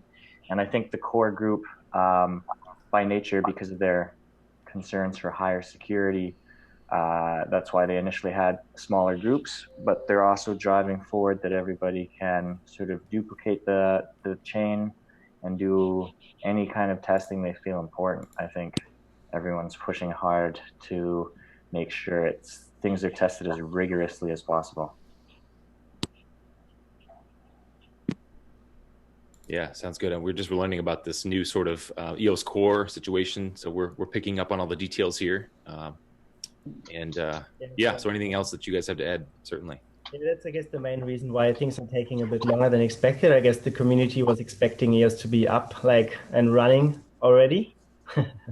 But yeah, there's different I would say camps a little bit, everyone is trying to accommodate each other. So everybody's going, okay, we'll give you a bit more time to do that, we'll give you a bit more time to do that. So there's functional testing, making sure everything works, smart contracts work, that unstaking works. All of that is taking a lot of time, and we don't want to rush into a main chain that's not going to be stable and needs to be pulled down again. So better to do it properly, give it a bit more time, and then we are really ready to go. I think so. That announcement you alluded to, I took some time yesterday to throw up a quick tool. It's at toolkit.generous.io. We'll eventually expand it, but right now, anyone, the public, can use that tool to check their public key or their EOS account and check their balance against the currently running EOS Canada sort of BIOS boot seed or test network or whatever you want to call it. So they can, everyone can get on board. The public can go and check their balances and make sure it's there and sort of chime in. The code's also on our GitHub page if anyone wants to yank it down and find it helpful for their own future app development. Excellent. Thank you for Very that. nice. Yeah, that's great. We do have plans to expand that tool further, of course. This is just the start, but hopefully we'll have another contender for managing your EOS in every way, name bidding, creating new names, setting up your multi-sig. So that's all in the pipe, but we just wanted to get this out right away. Very nice. It sounds like you did that pretty quickly, and that's neat. It's been like a background project for a little bit, huh? Nathan did it in 2 days. With no sleep. That's fairly impressive. And what else has been going on for you guys? I mean, you didn't stay up. You stayed up most of the night last night, you mentioned. And what else is new? Well, I guess, yeah. No, I guess that's the main news from us, at least for me, because it was 2 o'clock in the morning by the time I went to bed, and now it's like 9 o'clock in the morning. I had less than 7 hours sleep in between. So I haven't even caught up on the news yet, the latest news. From what I gather, validation is still going on and testing is still going on, and we'll rejoin that as well later today. Nathan, do you have any updates? Yeah, I think this is sort of walking away from the boot process. You know, everybody's like, oh, okay, let's boot, let's get the mainnet. A few other interesting points that I noticed. I was actually reading the code for the name bidding. Ralph and a friend of his was asking about the upcoming name bidding process once we do go live on mainnet unlock 2 weeks later. What I found was interesting is when you bid on a name, as long as your bid is the highest bid at that moment, it's gone forever. Like you pay down that bid and it's gone. So I'm not sure if the implication sinks in right away, but when you start bidding for names, you're essentially gambling that you're going to win. And you're going to keep buying into that pot till you get the reward, at least based on the way the contract's written now. That's obviously subject to change if the community feels, strongly against that. But the highest bid for any name on that day is the one that wins, right? So That's there can correct. be 500 names being bidded for, and only the one with the highest bid will be locked up and given to the winner. I checked that. That's right. And So the other 499, will go back will still be free. That's right. Yeah, and people can keep bidding on those until that next name hits the highest bid. And I confirm that code as well, just how that daily logic is. So it'll be interesting to see. Basically, it's 24 hours from the last purchase name. So once we see the first one goes, that sort of sets the benchmark every day when you're going to see the next one. So we'll be adding that on our toolkit as well to monitor the name bidding and allow people to participate in that.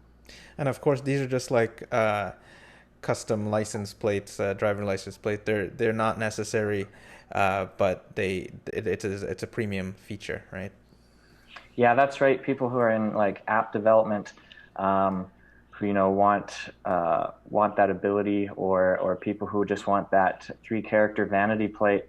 That's what this is targeted towards. And like I said, those bids aren't refunded, but all that EOS is going back into the community. That's going to support additional app development. So it's not benefiting anyone except the community. And so I think it's a pretty cool system to push more EOS into supporting the community as a whole. So how is the one thing I'm a little fuzzy on? How is, like, if you register .com, right?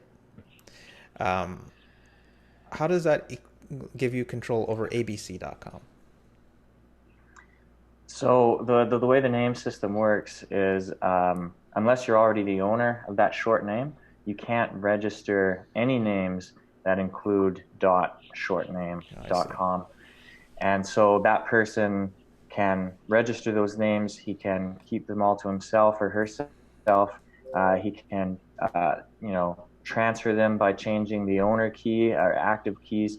So they have a lot of control, and it's up to the individual people whether they want to use it. Someone can get their personal vanity plate and never register additional names. They just wanted that primary one. So it's really up to the owners what they want to do with those premium names. So for example, if you got something that said disco, then you can't have anything else that has disco, a name that has disco in it? No, you can have disco in the name, but you won't be able to have an account that ends in .disco. Interesting. Okay. So wow. Okay. So you can have, EOS Go Disco 123, even if someone else has disco, but you won't be able to have EOS Go .disco if someone else has it. Okay, that's interesting. How much do you expect? I mean, just rough estimate. Do you think there'll be a high demand for the .com, .eos, all those kind of things? I think it's going to blow up. Yeah, we'll definitely have a monitor on there right away. That first 24-hour period, it'll be fun to watch. I think you'll be able to do a radio show just on the first week of bidding, I think. Which is projected to be when, do you think? Well, it's 14 days after the chain gets its 15% vote. Okay, gotcha. So we got to schedule that. Where's your diary, Blue Jays? Write that down. Well, the thing is, too, is you have to, there'll be people who want to spend a whole ton of money on the premium ones. All the rest of the vanity plates, like, Disco or Kevin or Blue Jays, whatever, are going to be way down the line when everyone's kind of gotten the names that they wanted to get, right? That's right. Or you can just go baller and just put the largest bid down and just snag it Right, just right, the last minute, just drop that, the old eBay auction style. Sniping, yeah. Yeah. Yeah, disco should come before .com, I believe. I think one other thing, you guys had earlier in your show the Guatemala volcano issue. Team GenerEOS is about charity. We want to develop that charitable DAC.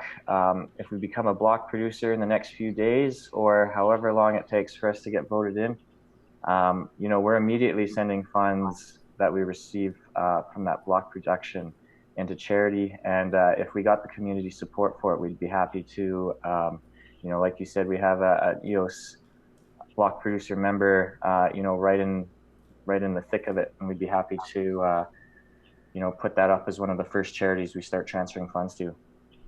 That's great. Yeah, thank you. And actually, Blue Jays, we have up on the screen right now. If you guys would like to help, we've talked about this earlier in the show, but basically, we talked to Jose with EOS Miso in Guatemala. He showed us the volcano before it erupted, and it was just kind of active like it normally is. I mean, it's an active volcano that has activity. So, and then of course it erupted and is now kind of an international catastrophe. And we actually mentioned you guys are working on a platform, and that's great of you guys to jump in. So. Yeah, if anyone else would like to jump in and match and try to help out, we have a donation link as well. So please check the chat. But yeah, go ahead.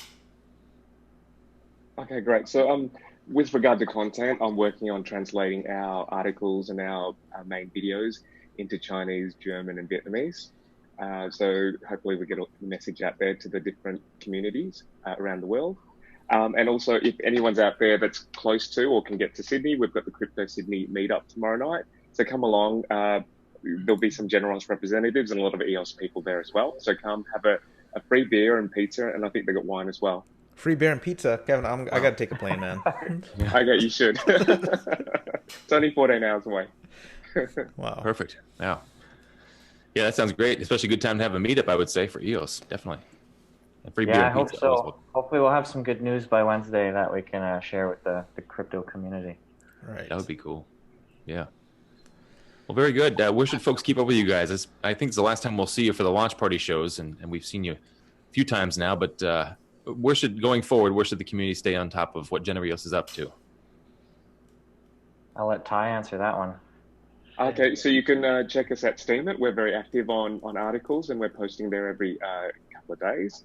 Also, we've got our Facebook, so GenerEOS at Facebook, so just search for our name.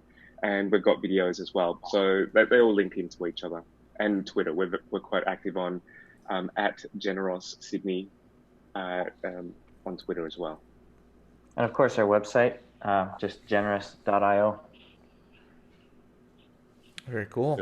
Thanks, guys. It was a pleasure having you on, and we just wanted to say thank you. And you guys are a great part of the community, and we hope you guys are do well. Thanks very much, guys. It's been great to be on the show this whole sort of long weekend for us. We appreciate it. Thank you. It's an awesome show. Thank you, guys. Thanks, everyone. Thanks, guys. Appreciate it. Have a good one. Yeah, Blue Jays. Yeah, we did kind of mention GenerEOS when, right around the time that Jose was talking about the volcano when it erupted. We brought them up and their platform, what they're working on, and I think that's neat. Yeah, I figured they would want to work on something like that, and it seems like they will if they get elected. So I think it's a neat angle that they have, and I wish them luck. Yeah. Yeah, it's a great group of guys. It seems like. Looking forward to meeting them at some point down the line, wherever it may be, that kind of thing. I don't think they're going to Tulip. It's a long flight, and they're going to be doing a meetup anyway with beer and pizza. So yeah, I don't know whether they'd want to fly out anyway. Beer and pizza. So you said it well there, Blue Jays. Well, we have CSX coming up, Blue Jays. We met them yesterday. We're going to hear more from them.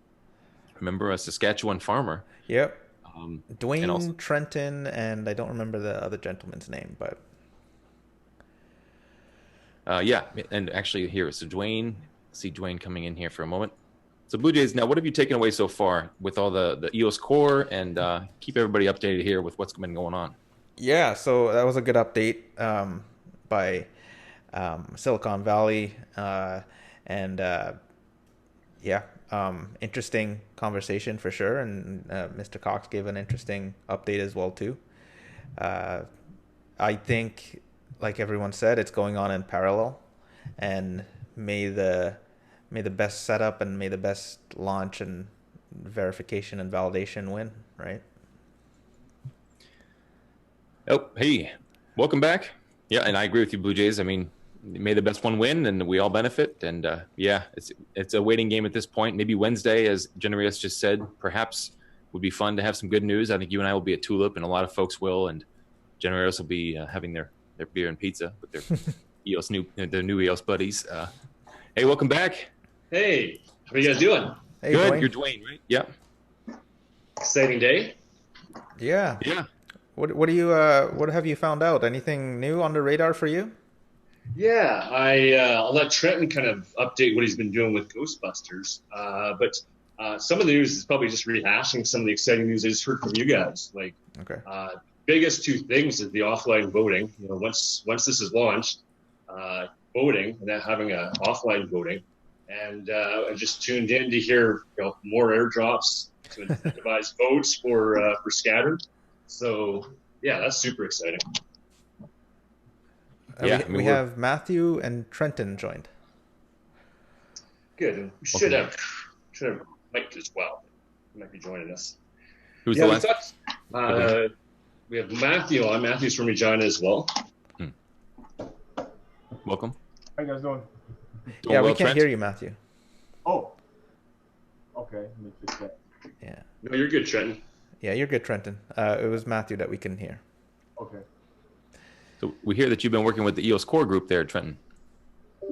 EOS core group. Well, there's so many groups. I don't know what group I'm working with. I mean, so many. There's so many chat rooms out there. It's crazy. And then we're using Keybase and we're using Telegram. Oh boy. Yeah. Platforms. No wonder no one's getting any sleep. Can't keep up with all the chat. Yeah, that, and then the time differences. You're working with everybody around the world, so it's like, okay, do I go to sleep now and then wake up? Or, it's kind of confusing. Well, the chat seems to love, the community seems to love updates from everybody in terms of what you have been seeing, what you've been doing. What is your perspective on the whole situation? Well, I guess I probably didn't understand like the the roadmap from the beginning on how I thought that myself, maybe I misread. I thought the launch was going to be like I didn't know that we were going to actually do a lot of testing right now. I didn't know that. I thought the testing was going to be done already. So that was a misconception on my part. And like from a personal perspective, trying to prepare to go to the Tulip conference and take care of personal things at the same time, it's really tough. Yeah, understandable. A lot going on at once, and we even see people releasing new tools as well at the same time, which I don't know how they're doing that. And what else? And Matthew, are you back? I think so. Can you hear me? That's much better. Yeah. Hello. You're wearing the wrong kind of shirt, though. I know. Well, I don't have any swag, so we're going down to Tulip Conf, and I need some swag. Somebody hook up Matthew, please, at the Tulip conference. If you're watching and you're going, bring an extra shirt for Matthew. I know. And I'm a tech guy from way back from the .com bubble and all that. What you guys are doing is super exciting. It's amazing to see a rollout across the world where nobody's actually working for anybody. They're just working for each other. And I just want to mention that in the old days, we always did this. If you're, if it's an IBM rollout, you wear your Oracle shirt. So EOS rollout, you wear Ethereum. I mean, what else would you do? I mean, EOS may not be here without Ethereum. So yeah, I like that. Exactly. Yeah, it's an old habit. Yeah, so I'm if I could just throw it in, I'm not directly involved in the testing at this point, but in all that's going on, I found that the part that's really, really interesting me is that everyone has such a heart. All the people that call in, and they talk about what they want to do for the community and so on. I don't know how that gets manufactured exactly, but it's grabbing me. So I'm a professional. IT guy, have been my entire career, worked like a dog through the .com bubble and so on and so forth, bringing the internet into being. But what I see here is so interesting and so resonates with me that I'm getting involved heavily, have been involved for all the way with CSX at this point, trying to really develop it on the dev side, C++ and so on. But as time goes along, I think that there's a message here that needs to be shared for the EOS Nation guys in Toronto and Montreal. I noticed that they did talks in Vancouver, Edmonton, Calgary, Toronto, but there's nothing on the prairies. I think they even said that. And here we are in the prairies. So I'm going to contact them and I want to talk to them about developing a community. If I could just plug people in Regina, Saskatoon, Weyburn, Estevan, Yorkton, Prince Albert, Moose Jaw, Swift Current. Let's go. Yeah. Let's go EOS. Right. There you go. And Kevin was mentioning how many farmers are there in Saskatchewan? Is it common to be a farmer up there? It's everybody. No, not quite. Not just who farmers. Isn't? Not just farmers, but Yeah, farmers who also love EOS, right? That's the thing. Yeah. Yeah, I think that's a short supply. I think Dwayne's fairly special, as well as was it Mark from the cafe? Yeah, I think. Yeah, don't know how many EOS farmers there are. Not yet. I guess we'll find out. There'll be more. There'll be more before we're done. Believe me. Yeah. What gets a worse winter? Calgary, Alberta area, or Regina, in Saskatchewan? Regina. Oh, really? Yeah, Regina. Yeah, we're closer to the center of the world. Winnipeg is almost the geographical center of North America, and it's cold there. So, and we're about halfway between Winnipeg and Calgary. So this is a fairly cold area in the wintertime. But we grew up here. Gotta love it. And to be honest, this area really does need a boost. I mean, Montana is south of us. North Dakota is south of us. Those areas need a boost. They need something exciting, something fun, and I think EOS can very much help. It's a very timely thing. Nothing's easy anymore, so people need to make changes. Oh, good attitude. Yep, that. So, what do you guys have? What are you guys excited about? You know, what's happened. The latest updates, obviously, you guys know. But also, are you guys excited about what's going to come up? What are your time estimates? I'm going to go out on a limb and say the timing is going to be absolutely perfect. That we're going to be all together in Tulip, and it's going to be like 420 or 5. And and we're going to be able to tell all of our communities, get on a boat. You know what I mean? So, if I had to buy a way, that's the way it looks. I'm not getting a little bit of sleep though. I'm not in the back end, so I don't know all the nitty gritty. But it sounds like just looking at what's happening, it seems like everyone's come together. It seems like slow and steady is going to win the race. So it doesn't seem like it seems a little bit less frantic. Yeah. And if things work out and everything's happening at Tulip, but do you think people will cancel their trips because we have to get the chain up? I know. I guess some of us have Wi-Fi on planes, but that trip just coming. Yeah, it's a concern. Yeah. Somebody just popped in there. I'm not sure if you guys knew who that was. Yeah, that's Mike here. Hey, Mike. I think he popped back out though. Oh, now here he comes again. Yeah. We might have met him in Atlanta. Yeah. Hey, Mike. We can't hear you, Mike. Okay, so you guys were in Atlanta. Yeah, that's right. You had the EOS Go party. Okay. Yeah, the EOS Atlanta, they had some beers and whatnot, and they checked in with us the other night. I believe Mike was there. Mentioned you guys and how you'd be coming on. Yep. Go ahead and Mike. Mike can't hear you. Nope. Yeah. Can't hear you, Mike. Talking to himself over there. No, Mike. So, yeah, and going back to CSX, can you guys just give a brief overview of what you guys are looking to accomplish? I think the next exciting time and a little bit with us is just updating our communities. We have a couple of meetups. We'll have some posts up on Facebook and meetups for Regina tomorrow. Same with Atlanta and North Carolina. So that's kind of, we're going to be at Tulip, but just keeping in touch. I'm getting a very informed, awesome supporters and friends at hold EOS, and some others just look at the recent news and go, what's our issues? So just keeping in touch with that community to try and not everyone's tuned into your show. It's, everyone's kind of has the same questions behind the scenes. What's going on? I thought we were launching. So just keeping them up to date. But more so just meeting everyone at the conference, right? We always inherit someone at these conferences. We met our whole team traveling at these conferences. So it's going to be really nice. Really looking forward to see some of the Smoke IO guys, Shintai. It's just be good just to connect. Certainly, yeah. Yeah, and I don't know if you guys see at the top of the screen here on the feed, you can see I've moved the highlight to testing. Kevin, I believe we can do that, right? We've kind of sort of verified the snapshot on boot for both parallel processes. So right now we're sort of in the validation and testing phase. So that's been updated. And yeah, like you guys said, meetups are important, and I'm looking forward to seeing you guys. That's going to be awesome to see everybody in person. Oh yeah. just the mass, it's really taken over the EOS community. It's just the vibe that's going to be there. It's pretty incredible. And Matthew, with your background in Ethereum, EOS, you think it'll be complementary to Ethereum? I know we've seen that a lot of people like to talk about, it's going to it'll be bigger than Ethereum, it'll crush Ethereum, all these different words. But some other folks have said they're going to complement each other in some ways in the future. It's possible Ethereum will have some use cases and then EOS will have others. Can you give us some thoughts on that? As a corporate guy, I think it would be a pretty hard sell with Ethereum at this point. It's brilliant, it's amazing, but at the same time, the environments aren't understood in the corporate world in particular.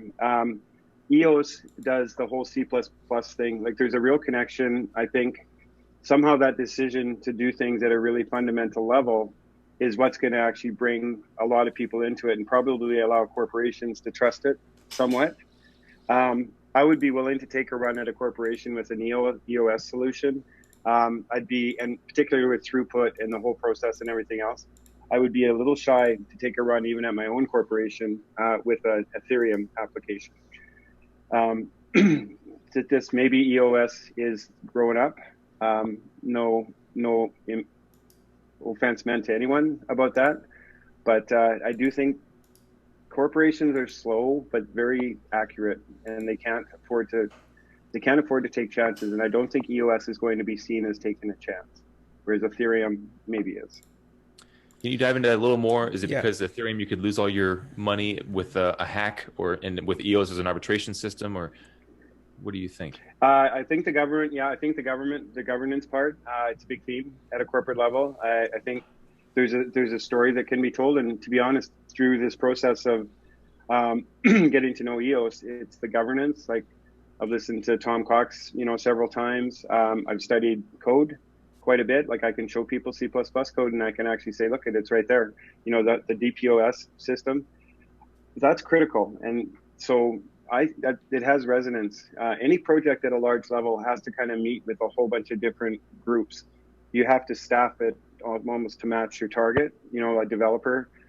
So these topics are very timely at a corporate level, and I think that will be the way in. It wouldn't take people very long to find, what happened on the scaling side as well, and the concerns about scaling on the Ethereum side. We'll see if Ethereum or if EOS can scale. I'm certain that it can, and I'm very, very encouraged by what I've seen.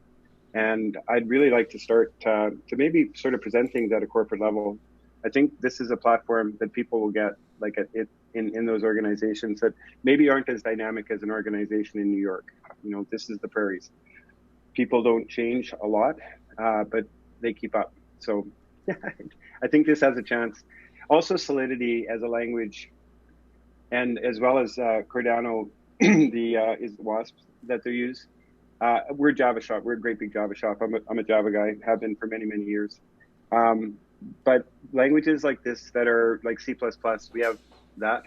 And this gives people confidence that they can, write applications that can be validated and so on.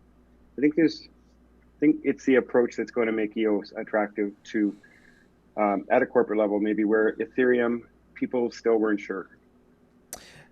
That's funny that you said that, because Ethereum has like a big EEA alliance or whatever with tons of people in that. So do you foresee something like that for EOS? Yes. Yeah.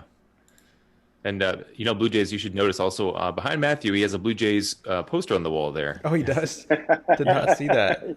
Oh, yeah. Okay. Oh, yeah. Yeah. Can you see it? Yeah, I can. Move my camera? Is that Kelly Gruber? There you go. No, it's Josh Donaldson. Okay. Yeah. Yeah.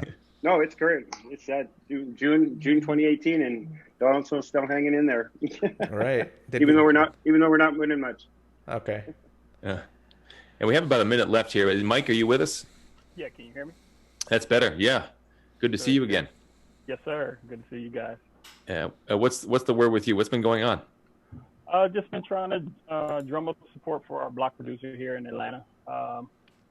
Met with Andrew Moriarty. He was heading up the meetup for EOS Atlanta. So we went down to the launch party the other night, met with a few other people, just got an opportunity to talk with them in terms of what they were looking at EOS for, and just giving them, some of my experiences with Dan Larimer, because Trent and I, we're one of the some of the original guys, because Dan came to Atlanta back in October 2013 when he launched ProtoShare. So that was like the grandbaby, or the grandfather, should I say, of so it was ProtoShares, then it went to a couple iterations of BitShares, and it was on an old software platform. And then they developed Graphene, and then from Graphene came Steemit, and then from Steemit left Steemit, now EOS. So it's one of the things is that with the launch party, I was telling the guys the other day, is that we remember when there was no fanfare, when some of the original chains were launched. So to see where it's come now and a lot of what they've accomplished, it's a good marrying of the technology along with the guys that brought the marketing aspect of Block One.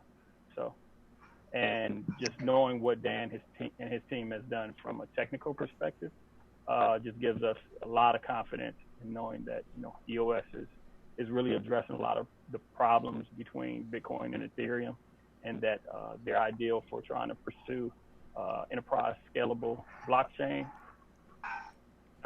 in conjunction with the good marketing and got groundswell of developers on. I think it's going to be a hit. I think I remember it was Trenton talking about that too, at that conference. You guys walking around with Dan, just hanging out. Those days are behind us now. I can't just hang out anymore, but it's neat that you guys have stuck around, and you guys are from the first days, the very early days. It's great to still see you guys around. Where should the community keep up with CSX? You can follow us on. Oh, go ahead. Go ahead. Go ahead, Dwayne. Say what you're going to say. Steam it for some of our meetups right now, probably Facebook and Facebook posts, and then we'll post a link to the meetup page as well. Very nice. Yeah, thanks, guys. And we'll be seeing you at Tulip, huh? Yeah. A couple days from guys. Is everybody? Is everyone on your team going to be there? Three of us. So Trenton, myself, and Matthew. Okay, cool. And how about some rap? Oh yeah. More disco. Okay, there you go. Oh, I hit the disco button by mistake, guys. We got to do. Kevin didn't seem to mind, and Dwayne didn't seem to mind. Okay, let's get some hip hop in here. Yeah. It's a little tougher when you can't actually hear it, but right. That's true. I can't actually hear it. Yeah. Yeah, none of us can. Yeah, okay, there we go. Thanks a lot, guys. It's really great to meet you, and look forward to seeing more from you guys and meeting you all at Tulip. It'll be a lot of fun. Thank you. You guys are doing a great job. Appreciate it. Thanks, guys. Yeah. Thanks for having us on. Appreciate it. Bye. That's a good group, Blue Jays. I like talking to those guys. Yeah. And I think it was yesterday or the day before, the first time we ever met them, and I already feel like they're buddies. I'm looking forward to grabbing a beer with them, and you know what? It's going to be a big party when we all go out to the bar or whatever we decide to go do together. All the EOS people, right? Just descending somewhere. It's gonna be kind of unreal. It's gonna be unreal, right? Yeah. Hey, we'll take 5 massive tables at this restaurant for EOS. We'll arrange them in a Chesterhedron formation, and we'll sit there together. What do you think, Blue Jays? That's cool. Yeah, it was like was a 1, 2, 3, 4. Then somebody has to sit in the middle because there's be so. I don't know. Right, Thomas Cox. Maybe you can sit in the middle and tell us what's going on. We have EOS Costa Rica coming up here, Blue Jays. Okay, cool. We've seen them before, right? Mm-hmm. Yeah. So actually, they were on a couple days ago, and they have that really. Oh, well, there's Edgar. Welcome back, Edgar. Hi, Edgar. Hey, how's it going? How you guys doing? Doing well. Yeah, thank you for joining us again. It's great to see you. Thanks for having us on one more time. We're going to bring some more people on from our team, so hopefully they'll join us in a little bit. That sounds cool. Do you have that shirt on still with the butterfly? It's a new shirt. It's a new shirt. Okay. I wanted, Yeah, it's not the same one from a couple days ago, but yeah, we haven't had a chance to shave yet, but it's been busy. Clean shirt, but no shave. Good enough, right?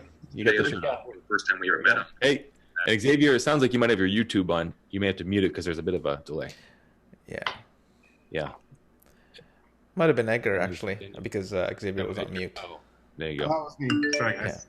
Hey, welcome, Xavier. Hey, Daniel Rojas, welcome, and Xavier as well. Welcome.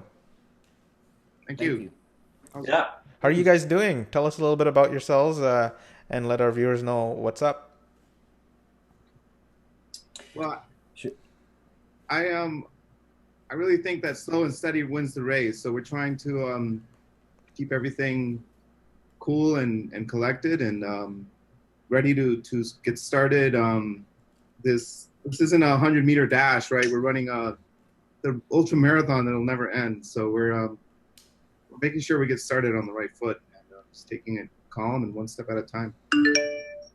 I think we talked to somebody from some team who was an ultra marathon runner, but most races hopefully eventually end, but not this one. I like the way you put it. The ultra marathon that never ends. Yeah. Well, one thing we did want to mention before we get started, just our heart goes out to our neighbors up north in Guatemala and the guys from Jose and Eso Meso. So just want to give a big shout out to them. Know that the community in Costa Rica is thinking about them too. And with that, I wanted to introduce Daniel Rojas, who's in charge of our community engagement. He's been involved in the blockchain community in Costa Rica for a long time. So with that, I'll let Daniel kind of introduce himself. Thanks a lot, Edgar. My name is Daniel Rojas. I've been involved in Bitcoin, or I guess I first heard about Bitcoin since April 2016. So it's not an awful lot, but it does feel like a lifetime because it's I think it really time changes when you're in crypto. Lots of things happening. So I've after learning about Bitcoin for the first time, I've been kind of reading, downloading wallets, watching YouTube videos, and everything to get my feet wet with this technology. And about February last year, I've started a Bitcoin community, Bitcoin meetup community here in Costa Rica. And we had a WhatsApp channel already that was, prior to me onboarding. But, I guess I've talked to, like every single person I know about Bitcoin and kind of, get them at least to be aware of this technology and what the uses are, how it changes the world. And we've been, so right now our meetup community, it's we have about 650 members. We do kind of like monthly intro to Bitcoin, just meetups, so that people kind of know about what it is about Bitcoin, and have a kind of like a safe zone education only space, so that people can just ask questions about what it is that makes this phenomenon so great, and far from, I guess, kind of scammy companies and what have you. So to my surprise, we've been getting some people from several different industries, not only like the technology industry, but we've also have people from like lawyers and economists, and even just like industries that you wouldn't initially believe.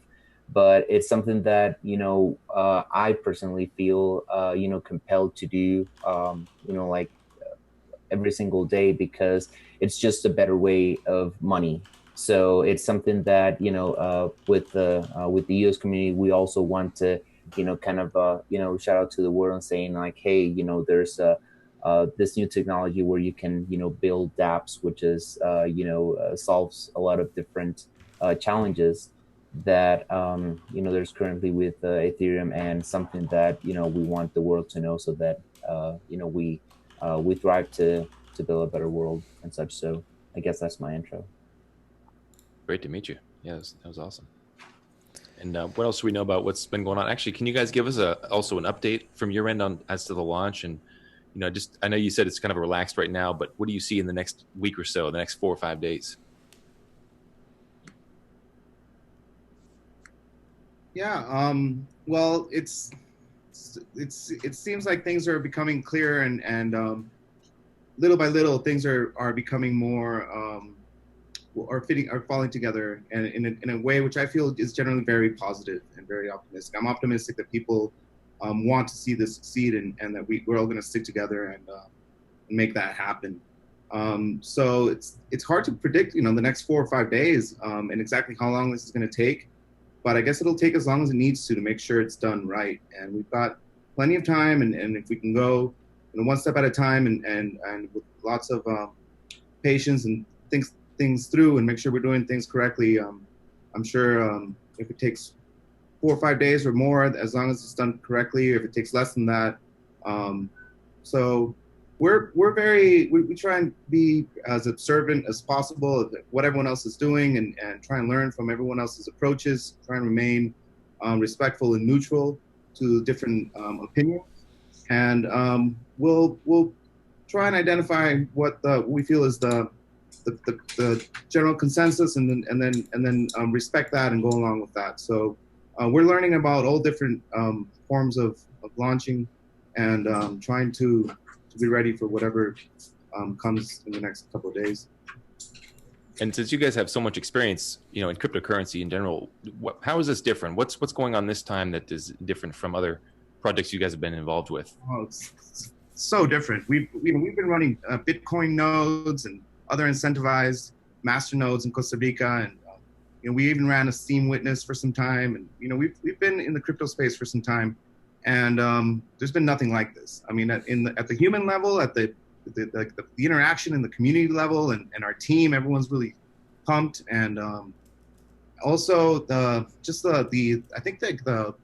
implications, or the possible consequences of what's happening right now.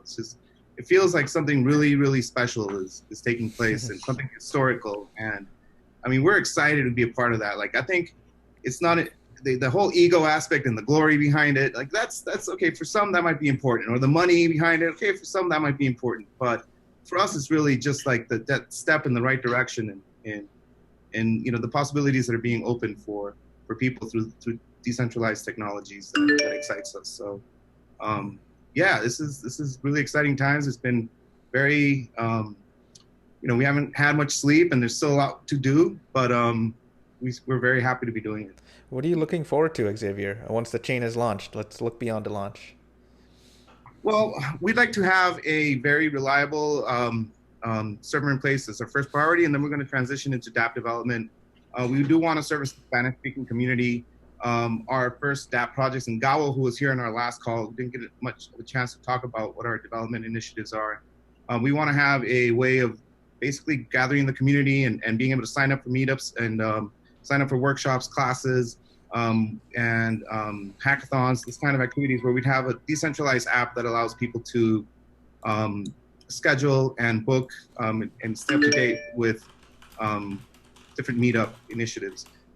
So we'd like to focus on a regional software or dApps for now, and stuff that we can do with the local communities here.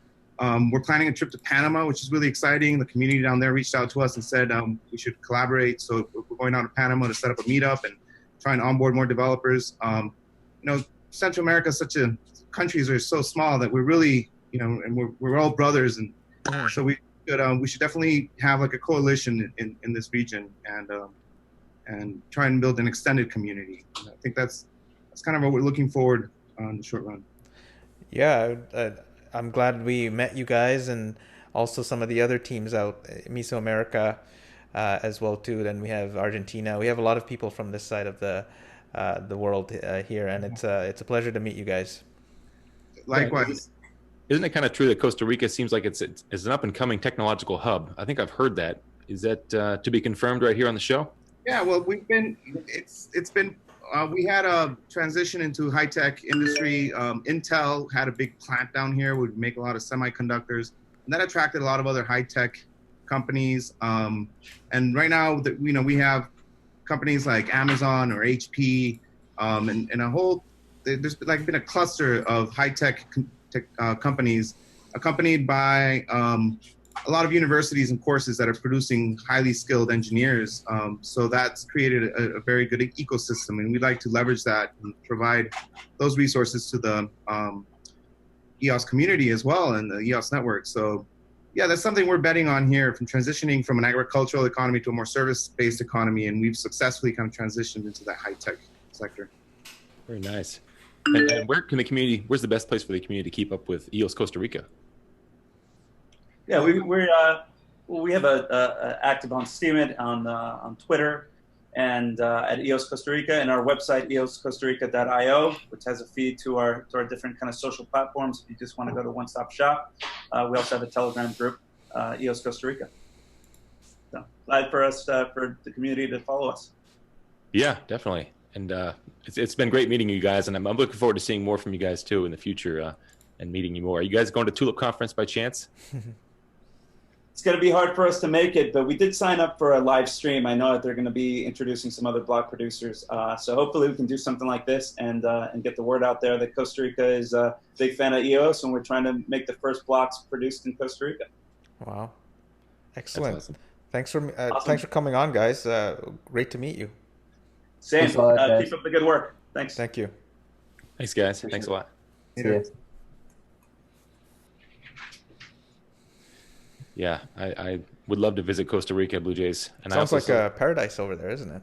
It really does. And I've seen a few people say, "Oh, I'm retiring to Costa Rica. I have to go." In the chat, they were seems like there's a lot of love for Costa Rica. So, are you looking to retire already, Kev? Not me. Other people. I still have a few more shows to do. I think. You have a few more disco moves than you, do you? A few more what? Disco moves. Disco moves. Yeah, right. Performing in the nursing home. Still doing that. Blue Jays, we have EOS Canada coming up next. They're coming in hot here, looks like. And so EOS Canada. Oh, hello, guys. Yes, Kev. Hey, guys. How you doing? Welcome. Fantastic. We're doing great. We have the music now? Yeah. What do you want, hip-hop or disco? Yeah. Are we going to dance? What's that? Well, you didn't know. You guys want disco, right? I bet. Amazing. Oh. Oh, which one? Which one? Disco or hip hop? Disco. Disco. Okay. All right. Let's go. They love it. Disco. Oh, that's the move. Oh yeah, yeah. We got Alexander. Really... You have no dancing skills, man. I'm sorry I break it to you, but yeah. Oh, there you go. Yep. So, how's it been going today? Doing well. How are you guys doing? Very good. We're good. Very good. Yeah, the community loves hearing updates from you guys as to what in the heck is going on. So take it away. Well, you know, lately we've been having we've been very busy building an open network and community that will spearhead EOS into the world, right? We're trying our best to build that strong community. And actually, I'm pleased to say that since yesterday, around 6:30, something like that, someone from the community started a chain that included 694,000 actions into 5,550 blocks, a little bit more than that, the actions. And that honors all the contributors to the ERC20. And since then, the validation group, it's like a whole bunch of BP candidates has been stress testing and validating that chain. And all the reports came on positive. So there's a chain out there that is a candidate chain, and flip could be switched sometime. Oh. And so we also in there included a special contract honoring those who have not been able to register, saving their EOS for the future, so that when we find solution, either on-chain or off-chain, we could also honor those who were not able to properly register. So we've gone the extra mile to make sure, you know, people will be very, very comfortable with that chain. And there's so many people we'd like to thank right now. Those who did the validation snapshot, all the ones who participate in the validation of that chain since yesterday and overnight. And yeah, today we've taken some time to actually, that's another subject here, to deep dive an issue. Maybe that's why we haven't communicated as much. So we deep dive an issue on the NodeEOS software that potentially could have halted a mainnet launch. Took several hours, and we found the issue It's open on GitHub, and it's not going to block a mainnet launch. Good. And we're happy with that. So it means we're really close to, great things happening. I don't have any other, Is this a breaking news? Obviously, Kevin, we can give that, and then maybe we can get the recap from EOS Canada again. What do you think? Sure. Yeah. Breaking news sounds great to me. Oh, Yeah. that's I love that button. YouTube? Sure. And so, guys, I'd love to ask. So Thomas Cox was on briefly earlier, and he mentioned you guys had been on the call with Block One at some point today, just going over things. Can you guys talk about that? Well, that's what I was talking about. That issue. There's a feature recently introduced. You can see the link. I don't remember the exact name, the number there. It's 3814, and it would have probably forked chains at some point when we were in a very struggling situation. We want to block things, right? And it would have forked like magistrally. So at least we know now that behaviors is a feature recently introduced, and we were using that to to make sure we can regulate the launch and not go too fast and accept transactions in the chain so people can still validate, right? So yeah, we did deep dive debugging. There was not all let's say without pain and I mean just because of the situation, right? We want to mainnet launch. So guys, I consider myself pretty technical, but it was quite fascinating to see Alex and the guys at Block One debugging that specific and trying to find the exact way to reproduce it, to pinpoint the exact issue. And then when it got pinpointing, boom, they knew exactly what was happening, and they told us, this is what's happening, this is why, this is how to prevent this from happening. You guys are good to go. And now that it's clearly understood, we feel confident that we can go forward, not only from the content of the chain, but also from the software standpoint. And many people have been running also tests on the software. In the past weeks, there's a lot of unit tests, a lot of tests being run by the community. Special shout out to Zhao from EOS Lao. He crafted a special contract to be able to test, the time issues there. We need to wait for 3 days. We didn't have 3 days. So he just changed the number of days so we could test faster. His test path. So, everything is in there. Oh, man. It looks like you guys are really happy. And it's good that a candidate is out there. So congratulations. So for any curious, the candidate chain starts with 579A. 579A is the chain ID. That if you see that, you say, okay, this is a validated chain for 24 hours. That has passed all validation. There's a few chain IDs running around. We spin off another testnet for people to be able to test. But just pin that right somewhere. 579A until further notice is the most validated chain.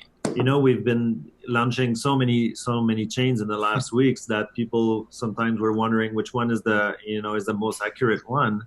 And this was our intention to rehearse with the community and make sure that every block producer understood how things shape up and rehearse and be comfortable with that.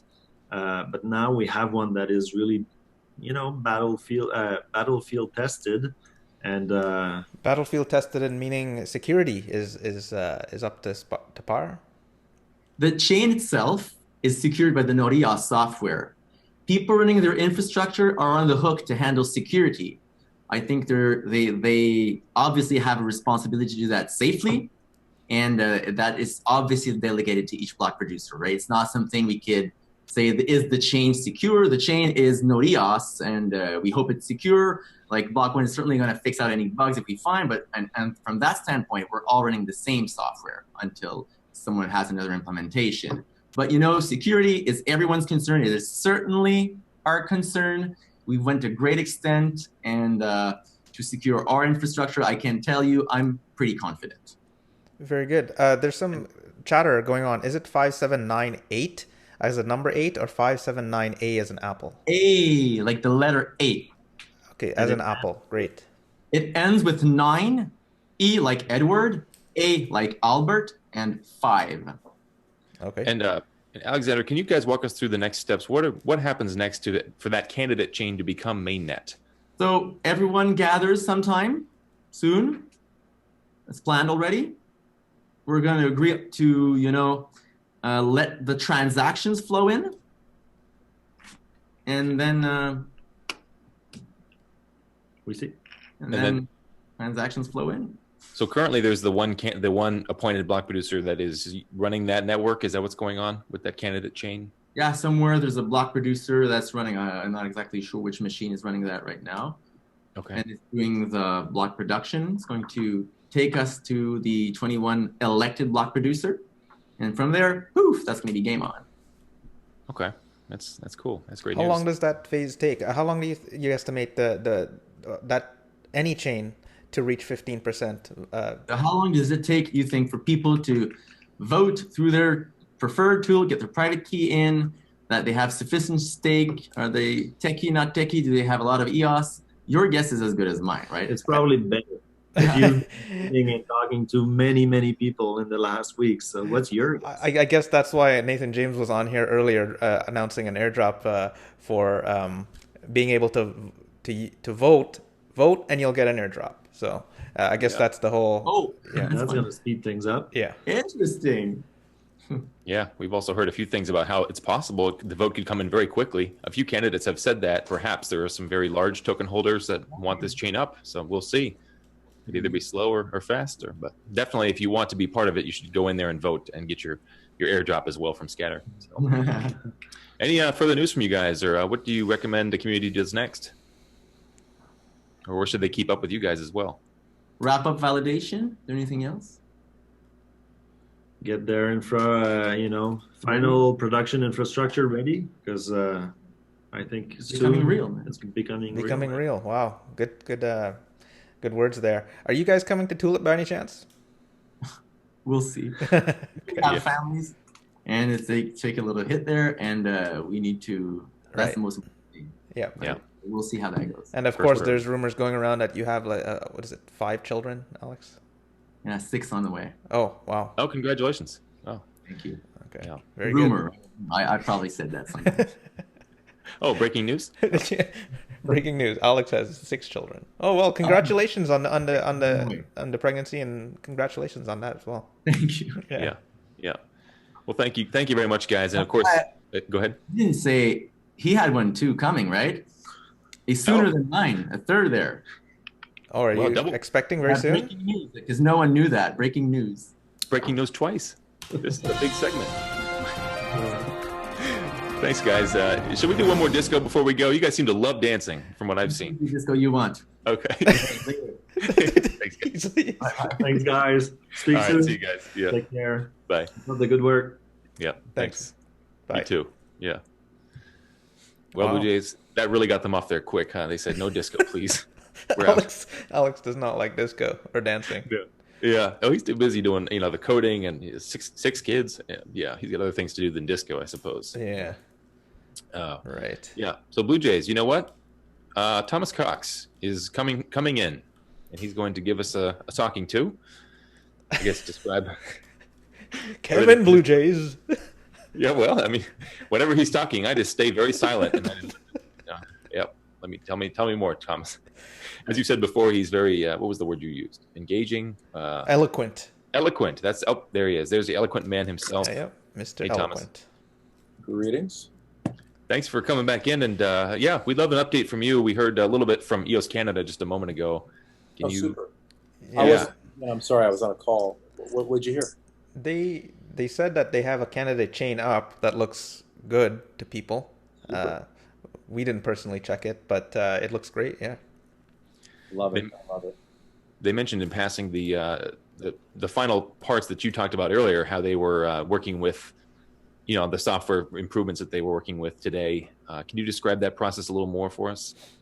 Out of my depth, man. If it's written in English and it has to do with governance, I'm your guy. But as soon as you get into code, I have to take other people's word for things.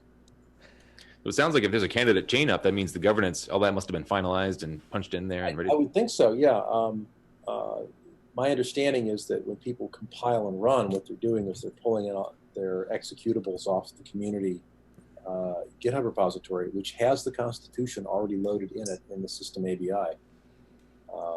So it's like that's governance, baby. Yeah. That's it. So Thomas, can you explain a little bit about what an ABI is and also a Ricardian contract? To the extent I can, yeah. So the ABI, the application binary interface, is this. I'd never seen it before working on blockchain. It's a file that sits in between your source code and your compiled stuff, your WASM, and it gives you a description of the interface of that smart contract. So if you were to go into source code, easy to do on GitHub, by the way. You look in any of the like the mainnet repository, for instance. I'm opening it right now to look at it. I happen to go into the EOS IO system folder. It's underneath contracts, and just look for any file ending in ABI, and you'll see it's just got this. It's a JSON format, which if you don't know what that means, we are welcome to the world of non-technical. And it's a way to be machine readable and human readable at the same time. And at the very bottom of the eosio.system.abi file, there's a whole section called the Ricardian clauses. And everything Ricardian is down there, including there's a key value pair that says ID constitution body. This constitution is a multi-party contract, ... It's right there. And when you sign a transaction, you are agreeing to and acknowledging the existence of a blockchain state. And that blockchain state includes the ABI. So there is a nice little chain here that indicates that you are aware you're on a governed blockchain and you're agreeing to follow the rules. And whatever the state is at the time you sign is the version of the Constitution that was in effect when you signed. So if you ever needed to go to arbitration and say, hey, these are the rule set I agreed to, the chain of causality is right there to be followed. It's kind of cool and sexy. There's this thing called TAPOS, T-A-P-O-S, which I think I understand, and I'm sure any other guest you bring on can explain it better than me. And that stands for transactions as proof of Transaction stake. is proof of stake. And what you do basically is in your transaction, when you vote for a producer, when you transfer funds, when you do anything, and your code should do this automatically for you, you don't have to do it manually, is it'll find a very recent, the most recent probably, last irreversible block of the chain you're trying to add on to, and you include that transaction header, the hash of that chain header block in your transaction. So if someone wanted to grab your signed transaction and do a replay attack on a parallel chain, they can't do it because you've tied your transaction to a particular chain last reversible block. And every time people add new transactions later on, they keep referring back to the most recent reversible block that they're trying to build on top of. And it's just another way that things link together, and it prevents certain kinds of fraud and malice and foul play. Thomas, talk about the constitution that's in Canada chains and how we go about modifying them and what the timeline looks like. Right. So as of a couple of days ago, gosh, I still remember, I think it was Thursday morning, that Dan decided that, or Wednesday, Dan decided that the community really needed to take more ownership of the governance documents, and he deleted them from the Block 1 reference GitHub, which does not, by the way, contain executable code. You have to manually make a series of changes to that code to make it runnable, and that's by design, so that no one can say, well, I just downloaded it from repo and I ran it, so you published it. So, no. You have to do manual changes. You have to own this stuff. And he wasn't seeing, I guess, I don't read Dan's mind, but my sense is that Dan felt that the community was ready to, and maybe hadn't quite yet taken on the responsibility to really own that, the governance piece. So he deleted the Constitution, but that just means that you go back in the history of GitHub and you find it. Yeah. Right? And so that got carried forward into an independent repository that the community controls. And that's the same repository where I mentioned those changes that have to be made to the code to make the code executable. Those changes have been made to that code.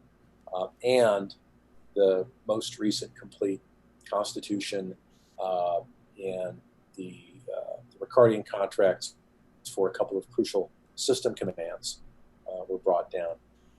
And it was interesting that in less than, I think, 48 or maybe 72 hours, and this was hard on the heels of earlier in the week, Mao from EOS Real had championed this and really put a lot of effort into, with he and his staff, into getting a community-wide review of all the governance documents, which was really past due. I'm so glad he did that. And we had identified a couple of things, from memory, I think it was 3 things, that there was general sense that needed to be changed. And Dan had said something in Telegram to the effect of, has it crossed anyone's mind that Block 1 might put onerous clauses in here to force the community to take ownership, words to that effect? And he had just started putting in things sort of unilaterally in there. And I was like, okay, so it seems like Dan really wants the community to, step in and grab control, which is exactly what happened. So a couple of clauses got changed back. The token transfer command, the Block 1 reference version had added to it some AML KYC elements, which I didn't used to know. Stands for anti-money laundering and know your customer. That basically, anytime you transferred, you would have to swear contractually that you knew both the identity of the receiver and the identity of whoever you got the money from on every transfer. And that was like, and I have to be able to prove that later? And what's the record-keeping requirements for that? Like, I got a $20 bill in my wallet right now. I'm not sure how to where did that $20 bill come from? Yeah, and that just seemed like a little much to people. It was very, very late breaking. And so that was one of the things the community chose to remove, simply because it was new and weird, I think, to a lot of people. And for all I know, it might make it back in again after we do referenda. But that and 1 or 2 other things were tweaked and removed. And that, to me, that is a sign that the community really is taking ownership of the governance layer. And if you wanted to look in that GitHub repository, it's github.com/EOS-mainnet. And then there's a repository called governance that has all the governance documents in it. And if you are running the software yourself, you have a project folder with a contracts subfolder, inside of which is an EOSIO.system subfolder. And it's got all the APIs in it, and that has all those contracts. So you know what you're signing, you know what you're agreeing to, you know what you as a block producer are offering to the world. Very cool. And did you want me to explain Ricardian contracts real briefly? Yes, I did. Yeah, I know a lot of folks have heard of this before, and a lot haven't. A very gratifyingly large number of new people are entering our community on a daily basis. And they're like, Ricardian, what? So named after an economist named Ricardo. I don't remember his first name, from the 1800s sometime. He was a quasi-libertarian free market guy. And the Ricardian contract was invented by a guy named Ian Grigg. And what a Ricardian contract is, it's an electronic file written in English or whatever your language is that has markup in it, little tags that are machine readable that indicate where things like the party, the first part, the party of the second part, like where their names go. You have little tags on either side so you can see where to insert people's names or today's date or the amount of the contract or whatever it is you're agreeing to. And what that means is a single file is simultaneously human readable and machine readable. And that bridges the gap between systems and people. And so every smart contract in an EOS IO software system will have a matching Ricardian contract in English, because remember, smart contracts compile to WASM WebAssembly, and they're probably written in C++ or Rust or whatever you write in. I promise you I can't read that. But if you match it up with a Ricardian contract that expresses the intention of the people, because your smart contract expresses what you want it to physically do, what behavior you want, but it doesn't say why. Okay. And the Ricardian contract says our intention is to blah, blah, blah. And here's where that comes in really important, really handy. Let's say a smart contract behaves in a way you didn't want. Well, like what, you might ask? Well, let's say the Parity wallet, the Ethereum wallet that had 300 million US dollars worth of Ethereum in it, when someone hit the wrong command and locked it up solid, freezing and destroying access to $300 million worth of Ethereum in a completely irreversible way, and it's there to this day. It's like the Titanic at the bottom of the ocean. We know where it is, but you can't get to it. Oh, man. You know, you can go look at it, but that's all you can do. And so like, these are real people with real money who have really lost it. And it's very upsetting. And there's literally nothing they can do except periodically lobby the Ethereum community to like break their own rules to try to claw the money back. But you can't. Now, if that happened on an EOS.io software system, you would have recourse because you could go to the Ricardian contract, which says what the intention of the wallet is. And you could say to an arbitrator, now you notice there's nowhere in the contract that says destroy my money. Mm-hmm. And yet, so that's wrong because the intention is more important than the execution. And an arbitrator, assuming that the totality of the evidence was there, could say, you appear to be correct, sir. You know, and they'd consult with the author, maybe or whoever the counterparties are in the transaction, and double check everything and make sure you proved your case. And then they would say, well, let's imagine they said, okay, you're correct. The intention of the wallet was not to destroy the money, which seems like a safe guess to me. Therefore, you are awarded the contents of this contract, and I will enter an order to that effect. And then you just write a transaction that moves the money back the other way. And our block producers on EOS.io have multi-sig power over everything. Mm-hmm. They have discretion to do nothing. So it's only when an arbitrator says to do it that the block producers are allowed to take this action. And so the Ricardian contract becomes the touchstone, the thing that you appeal to in the case of arbitration. And in the absence of a Ricardian contract, how do you prove intention? You can't. Mm-hmm.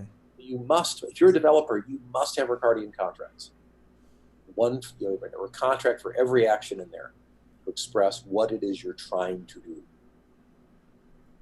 And this transforms blockchains from this Wild West crazy, the code is the law. Oh, it blew up and you ate your money. That's too bad. You should have checked the source code. You can't run a serious business on a chain like that. And turns that into something that is, I believe, far more civilized and far more capable of supporting real-world applications that will solve real problems for real people. We've heard a number of times guests say that enterprise would be more trusting of a system like this, and they expect big enterprises to come on board. Also, Grandma is also going to be coming on board. Any size enterprise. I don't care what size.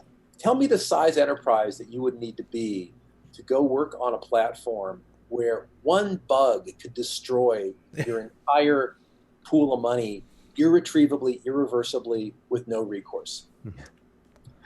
I don't know what size business it is that likes to roll the dice on existence like that.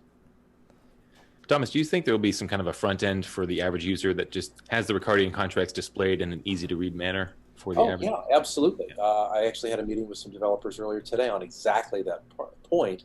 And if you want to see a real world example, it's not EOS based, but it is out there. OpenLaw.io, OpenLAW.io is a website devoted to the art of making Ricardian contracts available to the masses. And I hope and expect that a version of that will be made available as a support to developers so that you can easily show, okay, here's some data entry fields and here's what your contract looks like. And then here's the two things merged together and poof, and there you go. It looks like you've got some awesome people. Hello, guys. Oh, boy, here they are. Hey, guys. Steve, Eugene, love you guys. You too, Thomas. Hey, Tribe, how you guys doing? Because I want to know what's going on, and I'm done talking. Well, I think you might have a few things we want to lead with here. You want me to stick around? I'll stick around. I'm lipstick, like I say. Definitely, Thomas. Stick around. Yeah, if you want. Yeah, we would love to have you. Okay, I'm here. Cool. Eugene, what's the latest you've seen? What's been going on? Well, there has been a shift, as you guys probably heard, towards EOS Core. EOS Core is a main chain candidate that spun out from a Ghostbusters team working on basically spinning up, blockchain. So what was done basically in the state of today, that blockchain has been spun up on a secure mesh network, and at the same time we are exposing interface to it, not just on other mesh networks, but also public interfaces. We started onboarding other BP candidates. There has been a community inflow into this chain.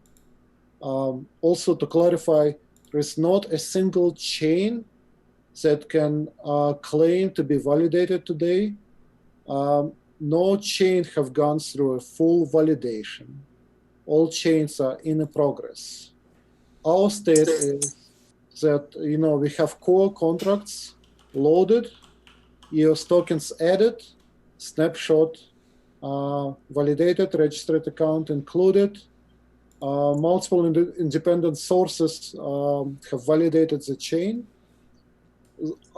Then chain was frozen at a certain state after it was gone through that validation steps. And that frozen blockchain was basically for EOS Core. Had a code name of EOS Let It Go. Then we took a copy of that frozen state with all smart contracts and a snapshot loaded, which means it has all accounts of all of us, right? Whole world accounts that was validated. Then we are spinning it out as a test net. We are onboarding all BPs to this test net, and the goal is that everyone connects and they run through different test scenarios. We test this functionality and run through validation. After that validation is complete, then we can basically announce success and launch a main net from that frozen chain, basically. But none of the existing blockchains have gone to that state yet to announce. Yes. What's involved in the validation exactly? Once you've got people connected and they're running the tests, what has to happen? So again, I don't have a complete picture. We are all, different team members are focusing on different areas, right? I know that we are testing a multi-signature wallet and EOS.io basically stepping out and, delegating access. Also testing functionality, just a standard. There are different test scenarios, and there's diagrams that Eric and team prepared that kind of describes all of those steps involved in testing. Is that new flow chart I saw on Twitter? That flow chart, yes, that flow chart. Piece of work. And if I could find it now, I don't want to. You should have them put their logo on there and take some credit, because I was looking for the author so I could say thank you, and I couldn't find it. We are sometimes, our team, we are big on tech, but we are not very big on actually marketing. We'll just, we had our... I downloaded the file. I'll throw it up on screen if you want. Yeah, please do, because I just don't have it in front of me right now. But if you find it, please feel free to share. We also posted the link to the chat too, so they can take a look at the flowchart. Yes. Go ahead. Some interesting fact. So we have, last time I checked, we have 675 BP, well, maybe not all of them BP candidates, but we have 675 members in the EOS Core.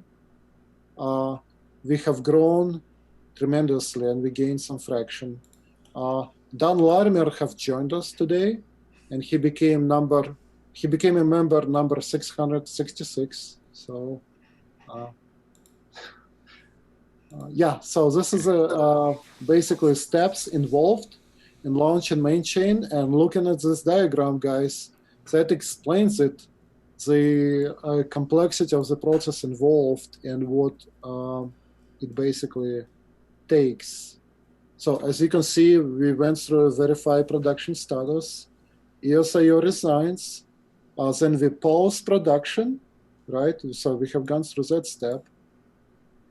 Now we open public endpoints for communities to join. And at this point, we spawn out our acceptance testing chain created. It's kind of a clone of a chain, this step. And all this kind of branches on the right describe testing scenarios that we have to go through: multi-sig testing, permission testing. Now we also do kind of in parallel, we do penetration testing for all nodes involved. And then once those steps are complete, we can take that, we can unfreeze that frozen chain and go live with it, basically. And Man, it's coming up, That is Good. impressive workflow. I promise. Even my wife is asking me, are you done yet? Are you done yet? When are you going live? Already. She's one of the stakeholders. Yeah. Yours, mine, both. And we have. You should be very concerned when it's your wife asking you, "Are you done yet? Are you done yet?" That just puts extra pressure. That's right. Makes it that much worse. This is why we build civilization, is to keep them happy. Yes. Yeah. That's my goal. Hi. So everybody, Jem is on the call. Hi, John. How is it? Howdy. Great to meet you. Yeah, John. And can we learn a little bit more about you guys? So you representing EOS Core, just hoping to learn more for the community. Yeah, go ahead. Take it away. Whatever you'd like to share. Mostly the hat. I mean, Kevin. So Kevin should remember this hat because he was with me when I got it from Shannon down at EOSphere. Did you take it, or did he get you a new one? I wanted to take it, and then I don't know. I think I pressured him too much, and he just handed it over eventually. Shannon was great. He said he couldn't find a better one, so he gave it up. Yeah, I think I might have actually worn that hat as well at some point. He liked to let everybody wear the hat. Yeah. Yeah. I admire that. Awfully sharp on you, sir. Yeah, you look good. Hey. So, Eugene hit it clearly. So the approach right now is to, we found a rounding error in the injection, and we were seeing errors in accounts of 0.0001 EOS in the accounts, and it was great. Buddy in New York and Minnie in Argentina found it. We confirmed it from everybody. We found the cause of that. Doing a new injection now. It's just about finished. When that's ready, we'll set up. We'll snapshot that. Set up the acceptance test net. That's the one that we can bring in and run all of these tests on. We can actually do fake voting. We can elect BPs. We can start the producer rewards and then unstake tokens. So we're going to accelerate the timing on some of those contracts, but otherwise it'll be exactly the same as we expect a RealNet might be. So in parallel with that, we'll do a lot of pounding and penetration testing on some of the nodes that are connected on the live network, not the acceptance test network, to just see what our security status is. We have to be ready for external attacks coming in, and so we want to know what the problem areas might be before the bad guys teach us what they are. So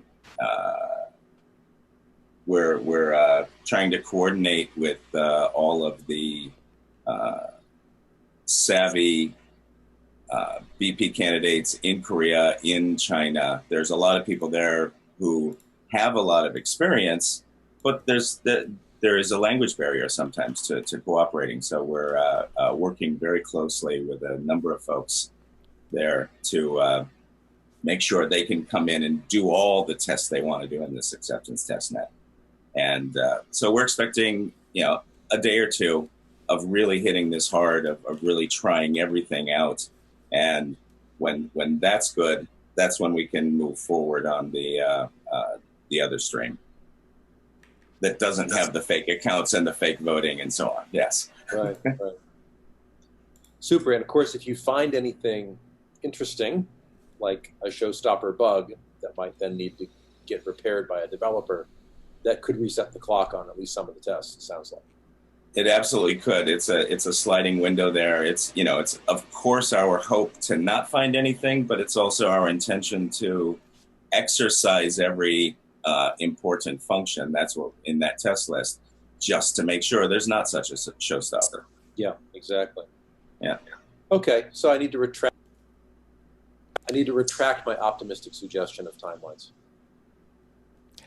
Well, there's optimistic, there's likely, and then there's possible. And so we try and set expectations at possible so that anything better than that becomes a win. Pleasant surprises, right? Okay, so by the end of the weekend, maybe, if we were to look at, so today's Monday, maybe by Saturday or Sunday, say 80% likely to be done by Sunday? I think short of a hard forking bug that needs to be replaced, that seems quite likely, yes. Okay. Looks like I'll be shipping my champagne bottle home with me. As you said, best case is a couple 3 days. The other, the big uncertainty here is once it actually does, we get all of the block producer candidates registered and ready to go and able to handle public connections. We have no idea at all how long it's going to take for the voting portals to get fully up to speed, for the users to come in and vote those tokens. Yeah, we have 15%. We have a threshold of 150 million tokens that must vote before we can finalize an election, and we have no sense at all of how long it's going to take for that to happen. It could be an hour, or it could be a couple of days, and so lots and lots of uncertainty because everything we're doing here is for the first time. Right. Really exciting. It's a lot of unexplored territory. Indeed. Can I ask, maybe it's a remedial question, if it's been covered before, I apologize. I know at one point there was a question about the allocation of RAM for user accounts. And at one point, the last time I tuned into the question, it was posed in a way where I couldn't guess what the answer was, and apparently neither could anybody else. But now it sounds like it's been resolved somehow. How did that get resolved? So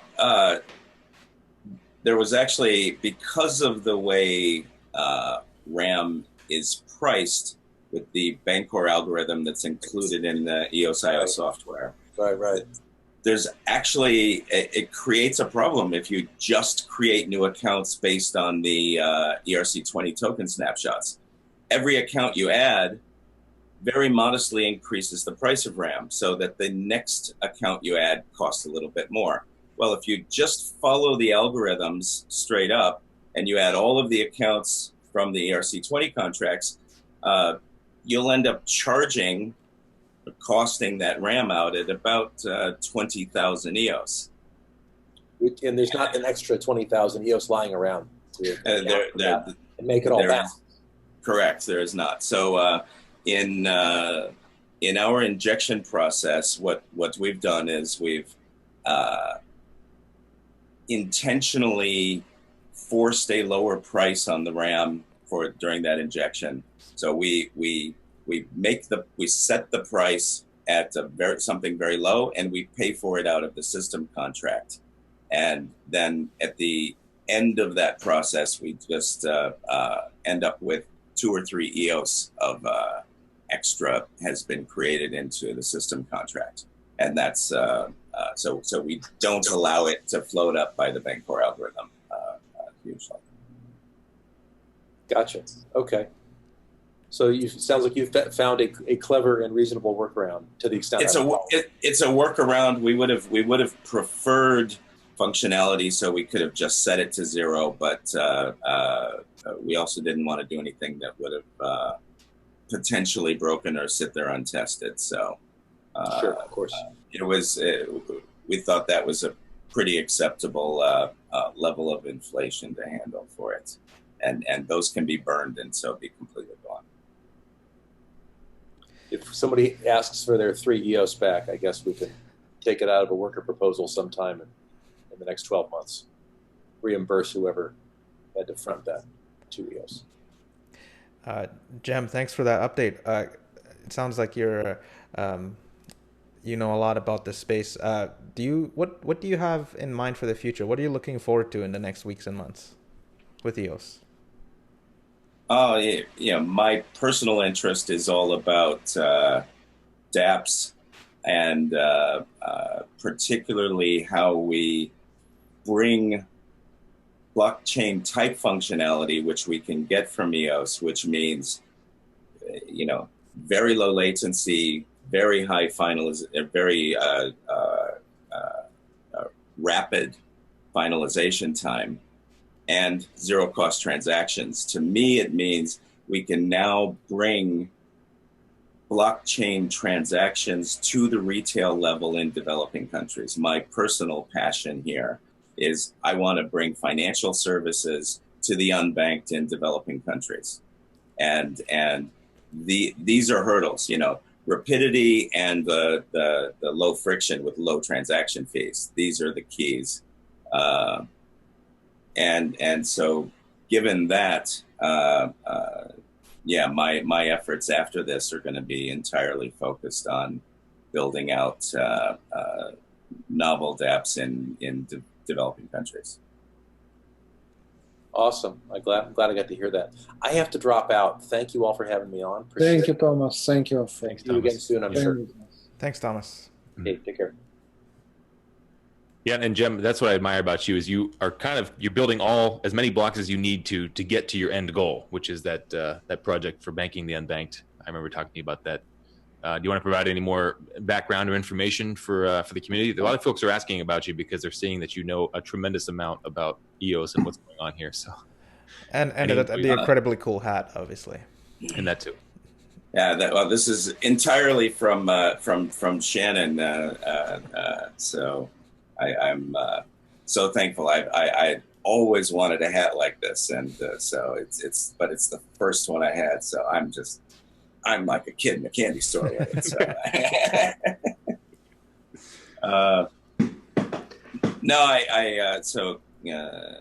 I've lived in Asia for almost 3 decades. Built out a lot of internet infrastructure, built some online shopping, and at this point, I'll say in some sense I'm a bit dismayed at the surveillance state that some of the well-intended technologies we built before. We've enabled some pretty ugly behavior from companies and governments. I think the blockchain is a step in the right direction to be able to correct some of that. And so, that's why I'm focusing energies there. And as I said, particularly in developing countries, the poor pay a huge, in academia, it's called the poor tax. And it means that every type of financial service costs more because of the risks involved, because of the lack of scale, because of the high friction in every type of transaction, whether it's distribution. We've got, farmers in poor countries receive a really small portion of the market price of their goods. And it's because of all the middleman layers which are necessary for the trust in the financial transactions. So if we can add trust into the financial dealings there through blockchain, through mobile apps that enable this through e-wallets.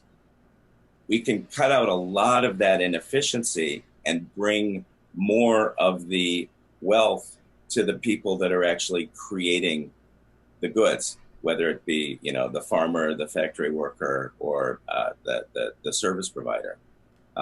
And, you know, so the intention there is, how do we reduce this burden? How do we make it more efficient? And how do we not have to create the old legacy industries where they don't exist now?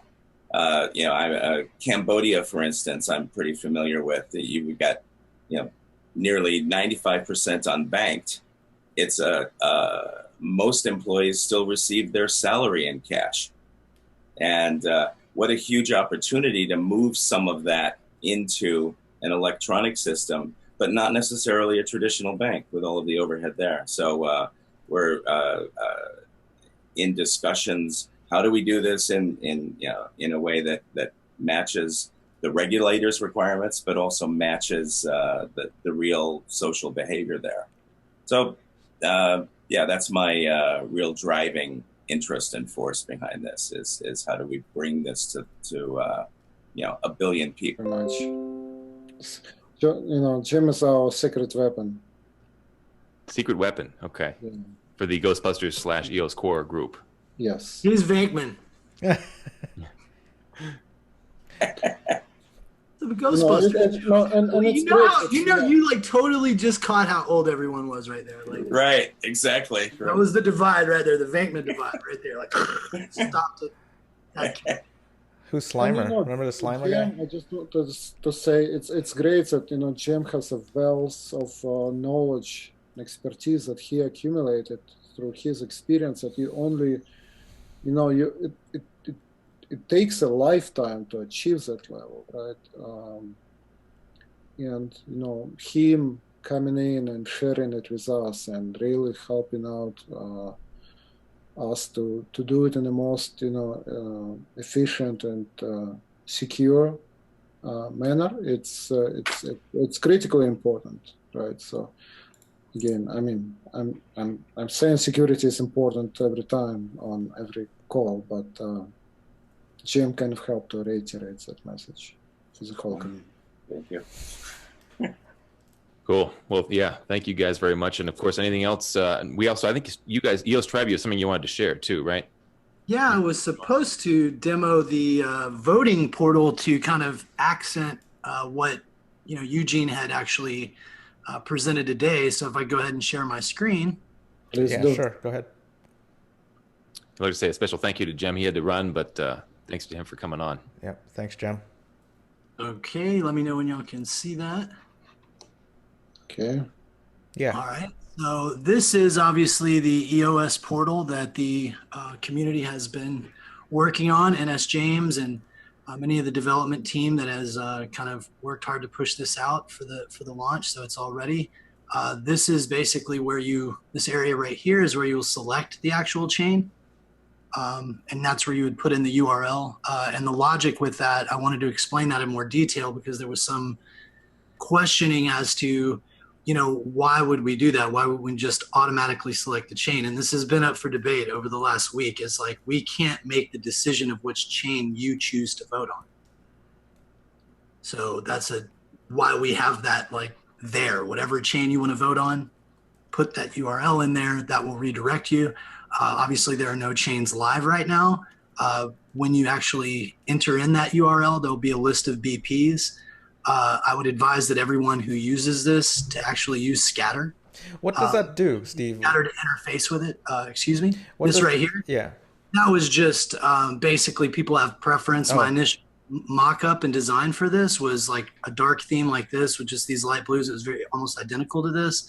And we gave this option for usability purposes. So, you know, they had their preference. Some people just like a light screen. So no functionality difference, just a look and feel.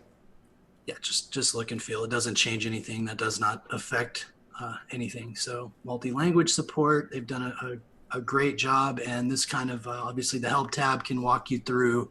If you do not understand voting, if you have a problem with voting, you don't know how it works, you need education on it, I advise you check out the help tab on the portal, and that really will walk you through most of the stuff that you need to know. You obviously need to have scatter in order to interface with it, but obviously there's no chains live. Normally there would be a feed of BP candidates, and then you would go and select those and cast the vote. Obviously there's no chains live at the moment, so we will not be able to see that. So what languages did you have there again?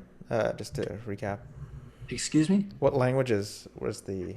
It was English, Spanish, Chinese, and Deutsch. Okay. Dutch. So there you go. That's... So Troy in the chat is asking, so EOS Canada came on earlier. They gave us an ID to identify a chain. How do we identify? Is the EOS core chain? What do we? I would like to reiterate. I did listen to EOS Canada, and they basically by stating that most validated state chain is somewhat misleading, because people might assume that the chain is fully validated. It's just not the case. The chain is one of the candidates, and so and it's a community decision what chains they want to get involved with and what chain they want to to connect and participate on, maybe multiple chains.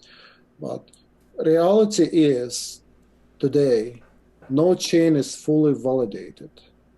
We are in a process of validating it. I think EOS Core is one of the chains that went furthest in this process. But again, it's not yet fully validated. We expect it to be validated by a community in the next, hope day or two. But it's ongoing process. What are the characteristics that we use to validate? What are the items? Obviously, there are many, but what are the most important? That was the graphic that they showed. That's what basically, yeah. Like remember, like in software industry, when you have your test suite, a number of tests, and you check out on software when all of your tests are green, they pass. Right? That's a criteria for validating a chain. That everything works as expected. We don't want to rush and launch something that we will have, issues with live. There is no reason to rush. Not in this case. We want to be sure that it works as expected. And you mentioned that the community has to validate and the community has to choose. Is that the voting part, where the voting part comes in? Not the voting part, but every BP. The BP does. It pages up its node, and it chooses where to connect. We have a secure mesh network. We use WireGuard to run a secure mesh called Ghostbusters. That's where it started, right? And then it became core. So every BP chooses if they want to join such secure mesh, they can, and we have clear instructions. And if they choose not to, and remain on a public internet, there's a risk involved, but you can, it's available, route. We have public endpoints exposed, like bridges from secure mesh into internet, where you can just go and connect, and have, and your node basically sync up with the chain with the latest block, and you're up and running. And obviously today you have your glasses back on, so you mean business. I figured you guys like me this way better, so. He means business with or without the. Yeah. Right. I couldn't tell if it was yesterday you meant business. You take them off or on, it's still always on business. Well, I made him smile, so there you go. Cool. Well, yeah, thank you guys very much for coming on and sharing with us, and also the voting portal. Of course, that'll be an important tool for everybody, and get your scatter, of course, to vote on there as well. And absolutely. Patience, of course, as we keep hearing, patience, everybody. It'll get up. It'll happen. Yeah. So, thank you guys. Thanks, very guys, much for checking in. It was a pleasure, and Thank great you. to have you as part of the community. Take it easy, guys. See you guys in a couple days, huh? Tulip? Yeah, we'll be there. Sounds good. Yes, we will actually. Tulip Bash. Delete Telegram. #. Later. Okay. Final thoughts from Steve. had to deliver that one. All right, I'm out. Delete Telegram. We out. Yeah, right. That's his battle cry, I believe, at this point. Yeah. The Blue Jays, guess who our final guest is? Of the not just of today, but of the entire launch party weekend. Guess who? EOSphere? Well done, Blue Jays. EOSphere. I didn't know how to congratulate you properly. Can we give you is there some kind of a button you can hit? Yeah, you know I like the hip hop. Don't you have a new button as well, Blue Jays, is that right? I do. I have a celebrate fireworks button. I think it's fairly generic, so we can use it at any time. And you got to check it out on the live stream. Check this out.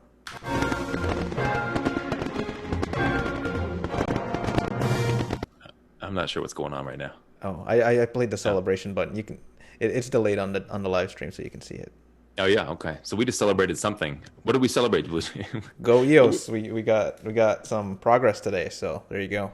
Yeah, sounds like things are rolling. And hey guys, Ross, EOSphere. Hey, good morning. Hey guys, good morning. Yeah, they got the disco lights going. No Panda this time, but that's okay. Panda went to sleep. Panda went to sleep. Yeah. No, it was cool. Panda went to school. So Panda was not Rick confirmed. Confirmed, yeah. Hey guys, how you doing? How you feeling today? Yeah, we good, man. Good. Just woken up as usual. Coming up to speed with whatever has happened in the last 6 to 7 hours while we've been sleeping. Yeah, which could be a lot. And you guys are 12 hours ahead of us, right? It's about 9 a.m. right there. It is just gone 9:10. Yeah, that's right. Okay. And then from your point of view, what's been new for you? What have you found out so far that you've woken up? Really? Well, we went to bed last night after having a call with the whole community, and we all agreed that we were going to do some. We agreed that the snapshot was good, but we needed to do some software validation, and we agreed on a few chains that we were going to use to actually validate the software. And this morning, it looks like we're sticking with our original chain to actually perform all the tests on. So our plan today was to work with the rest of the BP community in order to, ensure we do adequate testing. And I don't know if you got what Eugene was saying about what we need to test, but it's just basic. It's the functionality. Like you need to be able to stake, unstake, buy, vote internally. Like all the mechanisms need to work as expected, and that's what we need to test. But as far as we were concerned, we had a chain that had a valid snapshot. Yeah, that was a good thing about yesterday. We had lots of teams injecting the snapshot into the chain, and we were able to verify, obviously, that all the accounts were created, all the balances were corrected, there was no missing accounts and the like. So I think multiple teams validated that, and which really was one of the stages of verification.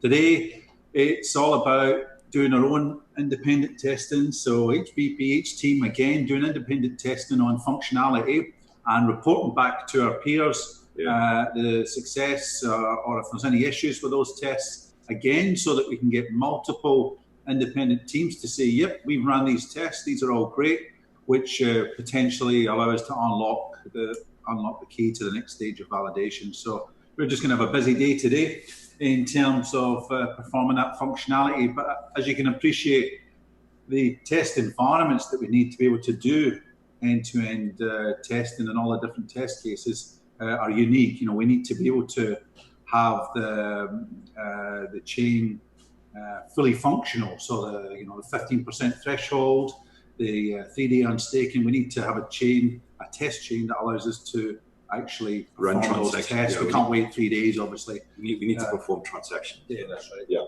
and that's just for testing purposes. When we go to mainnet, we roll back to that point at the beginning and then start as normal. Mm-hmm. And Crypto ASMR in the chat asking, who is doing your independent testing? Are you able to reveal? This is literally we testing it. Ross does it, I do it, Walter. So there's a whole lot of specific functionality, and we go through each one of the functionality. Like, can you transfer? Can you stake? And we invoke those specific functions, and then we submit them to the Google form that the rest of the guys are putting their tests in, and everybody says, yes, we tested it, yes, we tested it, yes, we tested it. And when I say everybody, I'm talking independently as an independent block producing candidates, right? All around the world doing it. So that we get just like we did with the creation of the snapshot, we get multiple teams that say, yep, we've run the processes ourselves and we've got the same results. That's what we're trying to achieve. Yeah. Very nice.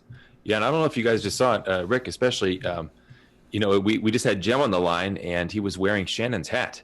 Did you see that? I recognized it. I thought, was it his? Didn't he have like a Crocodile Dundee snakeskin crocodile tooth hat as well? Or something? Shannon had one of those. Yeah. Rick was in South Korea as well with us, and yeah, so it sounds like Shannon gave his hat to Jem. So it was, and you have your hat is tilted to the side. We had somebody say it looks like a '90s Puff Daddy music video. I told him it's a look, and he needs to stick with it. But you guys still win the award for the best party, even though you guys are having a more chill morning this morning than yesterday. That's for sure. I think we're just a little bit flat this morning, actually. Another coffee. If you think about it, we've been nearly 6-7 days straight. This is our 7th day in the house here. Shelly's loving it. What? You see, Dad, I don't have a coffee in my hand. Take it away. You already put it in before you came on the show, huh? Yeah. And so we're hearing a lot of just everybody take it easy. We're going to be patient for a few days. Waiting for all the testing and validation to take place. Is that kind of the same thing we're hearing as well? Yeah. Could be a few days. We can imagine it must be a bit frustrating for the community. You know, we had the token CLN, the freeze. Let's use the network, but you know, everyone agrees that it's incredibly important to have multiple teams validate functionality, and so that obviously. We don't need to reverse anything or start a new chain. So yeah, these tests are really important. I keep hearing it's a marathon, not a race, and we'll get there. Just hang in with us. We'll get there. Something else. Go ahead. I was saying one of the other things we did yesterday. We posted a steaming article to let people know that you can start testing our voting portal. It's currently connected to the Jungle testnet. So I think we've had the guys from Jungle do some voting. We've tried it out ourselves and things. So it works. Yeah. It was one of our personal commitments in terms of our block producer candidacy statement. So, you know, we're glad we're able to tick that off. But looks like there's multiple efforts. And of course, there's the general community effort that we just got demonstrated to just before we jumped on as well, that we're excited to see happening as well. So, been working close with the SCADA team on that. Our tool uses SCADA to obviously protect and store keys. Our tool never sees keys, your private keys and the like. But yeah, if anyone wants to go ahead and test that, you can go and create a new account on the Jungle testnet and try it with that. I don't recommend using your own keys just now. Yeah, that's great. We actually heard earlier, and we put the link up in the chat to you guys' Steam It post for the voting portal. And thank you. Cheers. That's good. It's open source, so anyone can use it. You can even download it and run it offline. Run everything on your computer, so you don't even need to talk to our website if you don't want to use it. If you're technically capable of doing such things. That's great. And we actually heard earlier from SCADA that there's a new initiative, airdrop for anyone who votes. So they airdrop the Riddle token on folks who vote through the portal. Any portal, I suppose, but you know, you guys use SCADA with your portal, so that would qualify. So that's kind of a breaking news. Probably as you guys were sleeping, it came out. Yeah, he came on at probably about 3 a.m. your time, maybe 6 a.m. Who knows? But yeah. So what about you guys? Are you going to carry on the launch party for another week, or? We're looking forward to a break, so we're going to head out. Probably take a day off and then go over to Tulip and meet up with some people, EOS people. So that's what we're going to do. We might, Kevin, there's a couple good ideas that we might, you know, from our phone live stream or something like that. We could try that out possibly. Yeah, cool. It seems like it might be a good idea because, you know, a lot of the folks we've talked to, we keep hearing Tulip. You know, there'll be an in-person kind of worldwide meetup all coming together in one spot. So yeah, we'll see how that all turns out. But like Blue Jay said, we we've had a fun time, but it sounds like we need to be patient as well. There's no reason for us to be on 8 hours a day streaming the latest. So we'll give you guys a break too, because I'm sure you guys are. Yeah, I mean, you guys are We're all probably partied out. Yeah, partying like crazy over there. Partied out 7 days of party. Get us back on when we've got one mainnet up and running and people are using it, and we'll have a proper party. Right. That sounds great. Yeah, you guys certainly know how to do it. Since, like we said before, 5 days in a row, every single day, you guys have won the award for the best party. Victory! Well done. Very well done. Well, any final thoughts from you guys? Where should folks keep track of EOSphere? And yeah, go ahead. Just really follow us on Twitter. We'll probably do our own update today, just in telling our local community members how things are progressing. But yeah, follow us on Twitter, and yeah, that's where we get most of our updates. It's definitely the starting point for everything. Twitter. And go EOS. Oh, yeah, go EOS. Thanks, guys, for checking in. Thanks a lot, guys. Yeah, really appreciate having you guys on the show, too. It's been great. Thanks for having us. We love it. We love it. It's been awesome. We love the work you're putting into this. This party, hell. Thanks, Rick. We've tried to keep it lower key today, so like you said, we're all being patient right now. So, but one more disco. How about it? We ready? Yeah, let's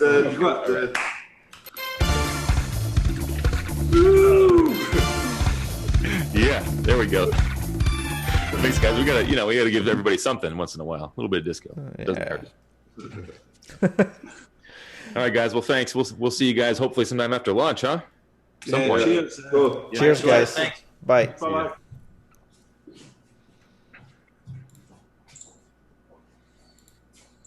Well, Blue Jays. So this is it, huh? We did 5 straight days. And our launch party. And we thought that the chain would probably have been launched by now, but that is our, I guess, we've never been through this before, so we don't know. And it was a good guess, but we're almost there. And I know people are anxious just as we are, and as you've seen, when we first started, snapshots weren't even taken. We still had to go through the freeze. So we're here, and we're hearing about potential chain candidates, and yeah, very exciting, man. I'm looking forward to the next few days. Sure. I mean, yeah, and like you said it really well. I mean, we started this on May 31st, guys, was our first day. That was called the prep day, and that, we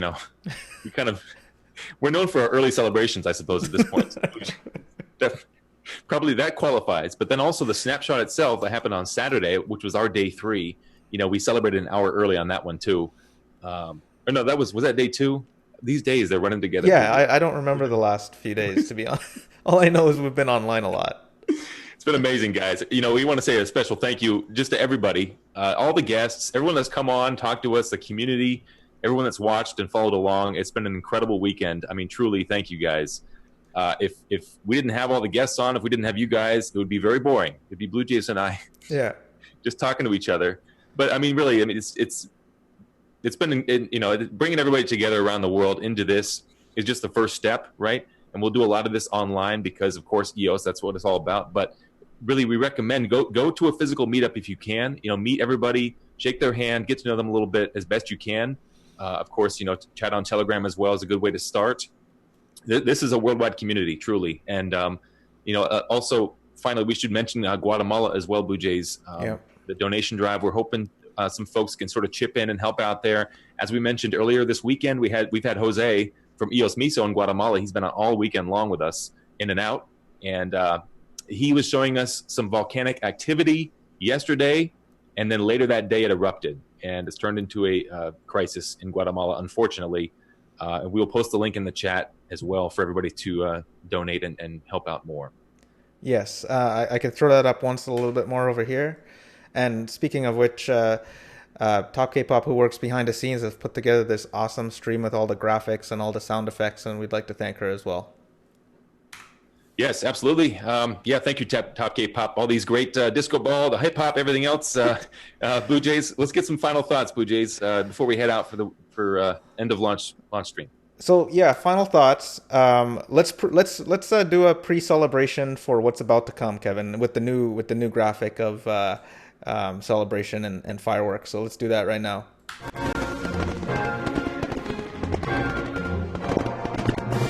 guys, you know, at this point, guys, we love to celebrate for any reason. Okay, you know, we've been celebrating for what 40 hours of streaming. So, how long is this? Is this still going, Blue Jays? No, you're good. Oh, yeah. Okay, all right. Yeah, so that's the thing too, is all these different, the disco balls, the music, everything. I can't hear any of that stuff, so I don't know what's going on. But you know, it's and of course, thanks to Top K-pop for that stuff as well. But yeah, just final thoughts, Blue Jays. I think that this all took longer than we expected. It kind of really sums everything up from the last few months as well too. I mean, all along we've been speculating. We don't know what's going on necessarily. There's just kind of this could happen, this might happen. This is starting to happen, right? And things are starting to become more concrete now going forward. We will have a blockchain at some point, and then once that blockchain is up, it is immutable. It will go on and on and on. I think someone called it the ultra marathon that never ends. So this is going to get more solid, guys. I think the Constitution will come out, and we'll be able to have a referendum. We'll be able to modify that. This digital democracy of sorts, this Commonwealth, will come together, and all the dApps will start to come out. That's when it gets really exciting, Blue Jays. Yep. We have some good times ahead. And of course, if you guys would like to keep up with us, you have this stream, you have our Twitter, our forums, and we created a new room today. It's in Telegram. I'll post it in the chat right now. It's fairly easy to remember. Just let us know what you think about us. Give us some reviews and where you think we should be going forward. And we'd love to hear from you. Yeah, we mentioned that in the morning stream earlier today, but we are just taking feedback on where you guys would like to see EOS go, basically, what you guys would expect from us in the future. Of course, we are not running for Block Producer. We're completely independent. We're not not affiliated with Block One or anybody. We're just trying to be that strong, independent, neutral source of information and media, and just help EOS in any way, shape, or form. Our mission, Blue Jays, is empowering EOS first and always, and we've certainly tried as hard as we can this weekend. And hey, we love all you guys. Thank you guys very much for tuning in. Thanks for tuning in, guys, and go EOS. Go EOS.